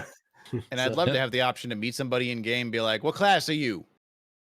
You're a barbarian? Maybe I have something you want. You got anything for me, mister? Sure. I'm a cleric. Put at the door and take 10 steps back. You know, just it makes for more fun interactions. And then Iron Mace banned you for teaming, but like it's for sure. You get the idea. Yeah, I'm saying solo self-found. So that's not even self-found. That barbarian found that. That barbarian is in your lobby. And shit, you're already trying to break the rules. And boss found the barbarian. So I did. I see. And if I killed the barbarian, I found all of his items. Yeah, I love that idea for end of wipe event. It also lets us. We would treat it like a wipe. It resets the wipe too. They reset. We have 1 week of self-found. Everybody's level 1 again. That'd be super hype. We say as a pre or end of wipe event, but like it could be really like a preseason event, right? Where game wipes, you do like the first week SSF before, and then it just wipes, and then you go to the real season, just like as like an experiment. And if it's like widely received well, then we could have a full season of SSF in the future if people like it. But it should definitely be tested. It's a very fun way to play. I'd be interested. People will definitely find ways to break it, but like we'll find ways to break everything. So I agree. What about the sewer map? Another question just came up. Which is coming first? Are we getting water map first, or do we get the sewer map first? I definitely say sewer. Yeah. I think we should get sewer first because it's probably way easier to make. I think priority-wise, sewer should be we'll probably do water first though, just because they're Iron Mace. He's doing the 180 thing. No. Here's what you're saying. I know what STF. I know how STF thinks. STF's the kind of guy who wants to do things that are cool, and water is cooler, so he's gonna do that first. Even though it's not smarter, he's gonna do the cool option.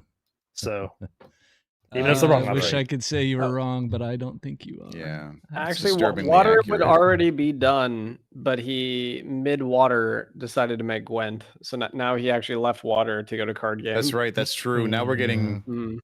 You know what? We'll probably get Witcher 4 with Gwent before we get Dark Gwent. Hey, if I can play, I thought that was funny. One of the posts on the Witcher 4 trailer was finally the newest Gwent expansion. I was like, yeah, I saw that Gwent 2. Let's go. Yeah. I fucking hated Gwent, even though it was fun. I just wanted Witcher was so good that Gwent for me was just like, you're taking away from my experience in being a Witcher right now, and I want to go back to Witchering. How dare you? Need a Geralt skin. We need a Geralt rip-off skin. You got it'll be there. Just take my money. It's like I was watching Dist play as I think it was like 2B in Resident Evil 4 with the mods and stuff. So I can imagine Witcher 4, there's gonna be some Geralts running around. Doesn't matter. Hell, there's probably gonna be I'm excited. You could do the bard too. Macho Man. What's the bard? Jaskier. Jaskier. Oh yeah. You could get the bard skin. Really you could run a 3-man comp with have you seen have you actually just a random segue onto the Witcher 3 mods? I have a friend who plays with like 400 different mods. She has like a multiplayer party and is playing as one of the evil elves in this crazy storyline. That game has some absolute ridiculous shit going on for it. And she's also caught like every STD or something. She's banged like every single whore in the entire video game, as well as the modded whores. She's got mod STDs for crazy. It's crazy stuff, but I'm looking forward to that. You could do a full 3 stack. You could do Geralt the fighter. You could do chlamydia. Yaskir, the bard, and then Yennefer, the sorceress.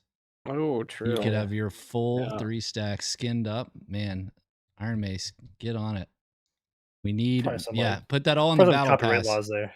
Yeah. Well, in the no, battle that's why I pass. said you do the Pokemon treatment or the Pal World treatment for Oh yeah, Pokemon, yeah, you're right. Yeah. Yeah, it'll be Oh, like, similar, but not, Geralt, not lawsuits enough. Yeah. Yeah. Gerald. Gerald, Gerald of the Riverlands or something. Gerald the Grey Jennifer. Dog. Jennifer. Yeah, they could totally do that. Oh, This is actually something we should do. Now that I'm thinking about it, it would be really funny to do a 3-man just like that, and we name them like Gerald, Jennifer, and Jaskia or whatever. Yeah. I like it. And once they give us the open source, tools to make Oh, yeah. modules and skins, and then they can take our skins and sell them. Like Rust. Wait, then we get loot boxes like Counter-Strike. Well, you know how Rust does it, right? Like Dude. Rust players have the ability to make skins for Rust, and then then if they get approved, they get put in the marketplace, and then the players get a cut, and the Rust gets a cut. Oh, it's actually a pretty good system for like cosmetics Nice. and stuff. Not saying they should do that, but it is a interesting thing. I want to have custom fists. I want to be able to tap my character. Dude, fist weapons win. I've been saying this for a while. I want fist weapons. Would We're gonna get them with Monk- monks. Yeah, Well, with Cleric Monk- definitely Monk. gets a fist weapon. Yeah. Cleric For definitely sure. getting it. Yeah. I want some Monk will have brass. brass What knuckles. are those called when it's Yep. got like the blade that comes down, like a kukri or whatever? Yeah. And you're like, It would be the easiest thing just to start with brass knuckles because you wouldn't have to change the fist animations at all. You would already have them, so you just have to Right. add like a damage a multiplier, sound. a sound, some damage, boom. Yep. But then you got like different ones, a different. The animation attack for the fists kind of sucks though, so we need some more fist animations. Mhm. I want to uppercut somebody. If I'm not uppercutting them, I'm not playing monk. I think I we need want to Mortal coup de grace. Kombat somebody into the pit on the pit module and the long bridge. Oh yeah, No, Mhm. give me a they have to hurricane land kick. on the spike. Oh dude, I think Sure, every you class needs something where if they're under 15 health, you can push a button and it executes them like a coup de grace, like a kill animation from Halo. oh like a COD little like grab them and Finishing like move. fucking Yeah, slit their like throat pick and them kick up, them down like, break their forward. back. Yeah, Superhero come on, Iron finishing Mace, moves. hurry up. No, we just got to implement a downed missing. state. That's what we need. We're Dev gonna time implement for. a downed state in the game instead of a death. You Oh, just I've get said it for a while. knocked. I would That love actually that. would be a good I think idea, that's a yeah. really good idea. I think That is a good idea. that would make It'd be combat kind of much fun. better. It would actually be fun to knock an enemy team player, have them all leave it, and then like pick their teammate up and drag him off and just leave him on the ground next to you for a while, waiting to see if they come back. Or Just bait or them. it's like better even if you don't want to like, oh fuck, this guy is downed, but we're not gonna be able to kill him. Yo, so bad, pick up his body, you fucking rat, drag him over to the pyramid. It's like, all right, so bad's like, I'm gonna go get the loot. He takes his body over, drags him to the pyramid, away from the fight while we're holding the doorway, fucking strip it. It's like you can do a lot of dumb shit with a downed state, but Mhm. imagine being the downed player and having to listen to so bad as he's beating you to death, stealing from you. Yeah, but can you imagine Subad being the down player on the ground and him just talking shit yes. on the ground? You you stupid rocks rat! for You brains. won't You gank rock me. gave all my Brother loot to the- barbarian, you should be a different We can class. talk you about idiot. this. I have money. I I'm love rich shit beyond. talking. Yes, it's true. You do. Even Love when it, I though. was fighting you, you were shit talking. I should talk everybody, and I don't mean a single word that I say. And the minute I died to fucking bats earlier, and I was like, what dumb, stupid Rocks for Braids player dies to goddamn pyramid bats? You died to them when I was playing with you. When Yes, there I was die to nothing. bats else. all the time. I You suck. literally ran through the module, Exactly. pulled all of the bats, Mm. and then like stopped at the door, looked at me as if like you just didn't think you'd Help. ever get this far, and they killed you. Yes. Mm. And then you That does expected me sound to like like me. loot you and res you, and it's 40 seconds until we were supposed to. We were running for our lives to get to the red, and like I'm like, all right, he's just gonna fireball the door down. Nope, you're just pulling all the bats without a care in the world. I've gotten to the door now. What do I do, end boss? Shit, I'm dead. I played like shit and died like Died shit. like All right, shit. it happens all the time. Also, after I Indeed. died to bats, I got Soul Scraper next round. So Oh, so you were rewarded. That's I why was they wanted to rewarded get you in for the next playing lobby. poorly, You know what? yes. I'm just going to tell you that time you were on your rogue tonight and you died on Warlord for playing like shit while listening to music, that was the full gore and you missed it. All right, that's the solace I will take from tonight. all right. What other weapons do we want in the game? Rude. I want more artifacts. Like, I don't know if we necessarily need to, like, I still like the idea of expanding upon the lesser artifacts thing, but like to a major degree, like with a lot more of those types of monsters and things. And with the randomized modules now, we can maybe up the spawn rates since you won't know how to target farm them in the crypts modules. That's a great call. Yeah. But that's a lot we can expand on. Yeah, let's pull the audience. Well, sorry, go ahead, Ken. Just to look at the PoE a little bit, like there's so many uniques in PoE, and most of them just aren't broken. Some of them they have benefits and they have drawbacks. A lot of them aren't overpowered; they're just interesting. And whenever there's an interesting item, I'm like, that's an item. There's a big benefit. There's a drawback. What can I do to build around this and make this item cool? Yes, like something that's you cool. build around it. That's what you. I have a great example for that I picked up in a hardcore PoE. It was a plus 100 health and like plus 100 armor item and plus 100 evasion. And these are all stats that you have in like 25 to 50 as a lower level character. So I'm like doubling my health, armor, and evasion. But every single time I'm struck, there's a 25% chance that I receive a bleed effect. So it's like I'm playing hardcore, but I get all of these amazing stats with a downside of if I'm getting hit, there is a significant chance I'm going to get hit extra hard. But it's like, do you make this trade-off? Do you build more into the evasion? Do you build more into counting the bleed off when you do get hit from it? But it's like, it's a nice little thing that I can put effort into it. I can put no effort into it. It improves my character. I can focus on either the defensive aspect or the offensive aspect of how it impacts me versus how it's improving my stats. But you can still build around it even without trying to build around it. You see, like it's an improvement to your character, but it's like the actual dynamic of it is you can improve if you want to, you can improve if you don't want to. It's still going to be an upgrade. It's not something where like if I equip the pulverizing prayer and I'm not a melee spec fucking class, I'm never going to utilize it. It has no benefit to me. If I'm not going in there and actively bonking with it, then it does nothing. But like these are things that can improve your gameplay loop no matter what. I think we could stand for a lot of those in Dark and Darker. Not like how the Haze Blade works, where it's like you stab something and it gives like the drunk effect. But cool like the Spell Plunder Rod is a great example. You know, like it's not game breaking in a sense that it's going to completely revamp the meta, but it's enough to improve your character if you wanted to and you were in the situation. You switch to your rod, smack a couple spiders, smack a couple skeletons, get a fucking fireball back.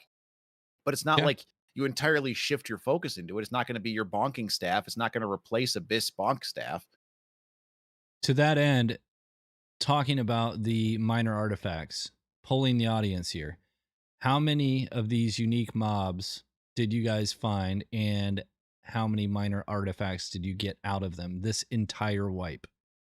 We're nearing the end. Yeah, nothing. I was with you with that mob. The spider. I didn't even realize I was fighting it. I was like, I was like, why is this spider dying? And you're like, it's whatever his fucking name is. Frostweaver or something. Yeah. Mm-hmm. Didn't get I thought you were memeing, and then so I you saw found your stream, one. His little jiggly eggs. So your answer is one, Ken. You found one. Emboss, how many? Mob, I found 4, and I got 2 items off of them. Actually 5, and I got 2 items off of them. So bad. How many did you find? I killed 5 and got 2 minor artifacts, but it needs to be way higher for the amount of time spawn rate and drop exactly. rate. So this is what I'm getting at. So that's inconceivable. 5, 5, 1, and 1. Let me do some math real 12. quick. Yeah, let's do the math. How many hours do you think we played this wipe? I'm going to say low balling 300 hours a month. So, you know, I'm just going to round about 1,000 hours. Probably about 1,000 hours for me played. And I found 2 of the items. I'm going to go 700 for me, 700 to 800 for me. So let's just call it 3,600. And we're dividing that by 12. Should be easy enough. I'm pulling again. Yeah, 300. Why did I divide that by 12? Oh yeah, so the answer is not enough. Yeah, the answer is not enough. The answer is not enough. 400 hours to find one of those items. And those items are dog shit, dude. Most of those items are literal trash, and they're probably gonna roll like trash. They're only good if they are minted. That's when they are good. But imagine if they, instead of dropping those items, they dropped you a token from the sludge vendor who takes the token to exchange it for a magical item that is just the fucking item that you want. That's it. You just kill those and you have a chance to get the token, and then you just go turn it in and you get that item minted for you. Yep. Rather than having to be like, well, I got the rare spawn and I didn't get the item. It's like, you hunt the rare spawn for the chance to get the token, to get the item that you want, rather than constantly just being screwed. It changes target farming a little bit, but just make them more common and making them more common is the best option. Yeah. Right. Yeah, and make more of them. And give them cool ass shit like PoE has, like teleportation and explodes when dies, blink and dagger. whatever else, dude. Yeah, And sure. there's plenty of room on the screen. All right, when I look at a monster with my crosshair, at the top of the screen it says teleportation. I want a warhammer that I could throw. Oh, you want monsters with teleportation? I thought you. No, I want monsters with right. enchantments. Yeah, and I want them to still drop think cool that shit. was. I really do want the enchanted monsters. I think that's great. I liked how the nightmare monsters function, and I like how the uniques function. But I'd like to have, like you said, not uniques, but definitely buffed monsters. Yep. Like chance spawns that are brutal fights. Maybe they even buff the minions around them. Yep. Like make mini bosses more like cool. a mini boss. Or like Goblin Shaman. I mean, just steal from Diablo, dude. The Goblin Shaman, you can res the other goblins. Make a little lich minions. Yeah, the skeleton mage can resurrect other little skeletons. Yeah, like Fallen Shaman, Skeleton Lich. Just make it more of a nuisance, but make them stronger.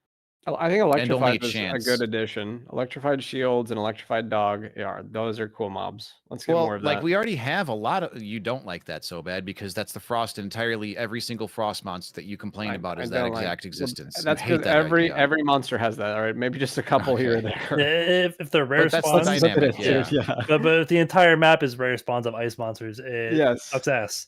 And then also the fucking map toward the end forces you to slow action speed and move speed. I get the ice debuff just for playing on the map. And I really didn't understand that. Yeah, like I get a cool dynamic, but it does definitely impact other players in different ways. Bro, like cold. For me as a cleric, I'm already slow as fuck. Now my attack speed is even slower and my move speed is even slower. I have to spend an extra fucking 2 minutes to get any place on that map. The monsters already hit hard as fuck in Nightmare, dude. If you get hit, you probably lost your PvP fight. But now I'm also have like a 35% movement speed slow. No, dude. No. Yeah, so stay off the map and leave it to the rats. You're not the proper rat. I won't go there. It's fine. You're more like a weasel. Perhaps a beaver blend. Maybe what's that one that's supposed to be a mix-up? Mongoose? No, it's the duck-billed platypus. I'm like a You're like a platypus. No, you're like a platypus. I'm a platypus. I'm not like a platypus. I'm like a the only mammal with a beak, Psyduck. bro. Psyduck's fine. I'm like Psyduck, bro. You're the only mammal with a beak. You're fine. Like a kick-ass mongoose or like a sweet ratatouille rat. Yeah, when we start talking about spirit animals, I think that's a cue to wrap it up. Yeah, I think that's a wrap. That's not a spirit animal. That's an actual animal, but yeah, fair enough. All right. We did some good work here today, guys. It's 4 days till wipe, believe it or not. December 18th is coming up soon. And despite all of our concerns, criticisms, most of them constructive, I think, I am super hyped. I think this is going to be absolutely fantastic playing in the randomized crypts. I think Sorcerer is going to be fun, albeit broken. I think socketing is going to be cool. I think the future is bright for the game, and I think the more we lean into the PvE aspects of the game, the better and better it's going to get. So I'm pretty stoked. Yeah, so like that's the beauty of a game that wipes. Like it's probably been one of the least fun like seasons for me personally, with the exception of Arena.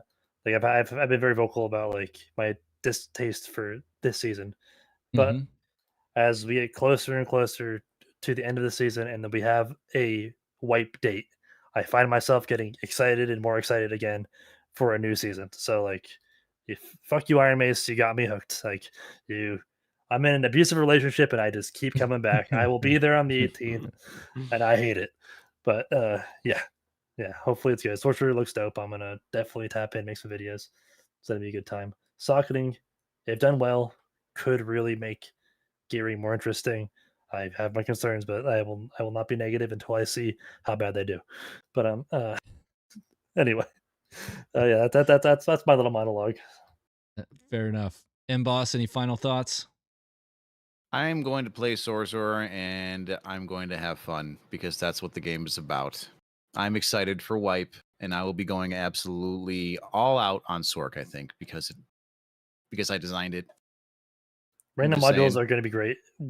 You know, the when we get there, times I get to play them. Yeah. The 1% of the time I spend in it. And then when I do get to experience it, there'll be no other players there to experience No, me, it. I'm definitely gonna like. I hate the idea of actually AFKing through runes, but like, fuck me It's if I'm gonna going. happen. No one's going to Yeah. find me. No one's gonna find me. I'm going to check 100%. out those modules. Yep. I will find you.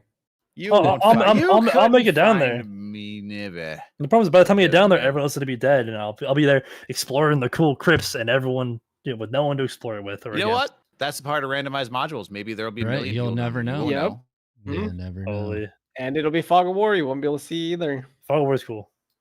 Yeah, That these is are things great. that I'm really hyped for those because, like I said, I think it's going to be a big. I think it's actually going to change the entire dynamic of the game. I know we're doing Yep. the closing, but like, can you like imagine getting into a fight in like randomized crypts and like you're on the losing end of the fight and you're just running away and you open a door and it's just like the worst module ever. You have The vault? it's just like Or vault. it's just a wall, dude. It's just a wall. Mhm. Exactly. Just a wall. Wait. Wait, fake doors. One of my only Fake gripes. doors. Yes. Wait, one of my only is that gripe- announced or No, that's a great idea. Somebody did say it could be a dead end. So they didn't say a Mhm. fake door, but man, When you I hit- hope they add that. That'd be incredible. my problem right now is when you hit M, all right, you get the block, right, of the regular map, and then it just shows you your dot. So I know not to go over here, and I know not to go over here. It shouldn't show cardinal that directionally. location. Yes, Yeah. cardinal directionally wise, I know I can go north and east to explore more of the map. I don't want that. I want the fucking. I want the map to show like a little mini map section, just like, oh, here you are. Here's your little sludge pile, nerd. Find the rest of the game. You don't know the corner is that, I only know it's the corner because I ran up to the Right. corner of the module and got to Well- the end and I was like, there's no fucking doors, man. Yep. And boss, that's only going to matter while we're confined to the square shape. They did say they are going to be working on other shapes for the map. That's so true. eventually, even if it shows us our ordinal position on the map, it shouldn't matter in the long term. But I agree, it'd be way better in the short term if they just got rid of that so you can't see where you are.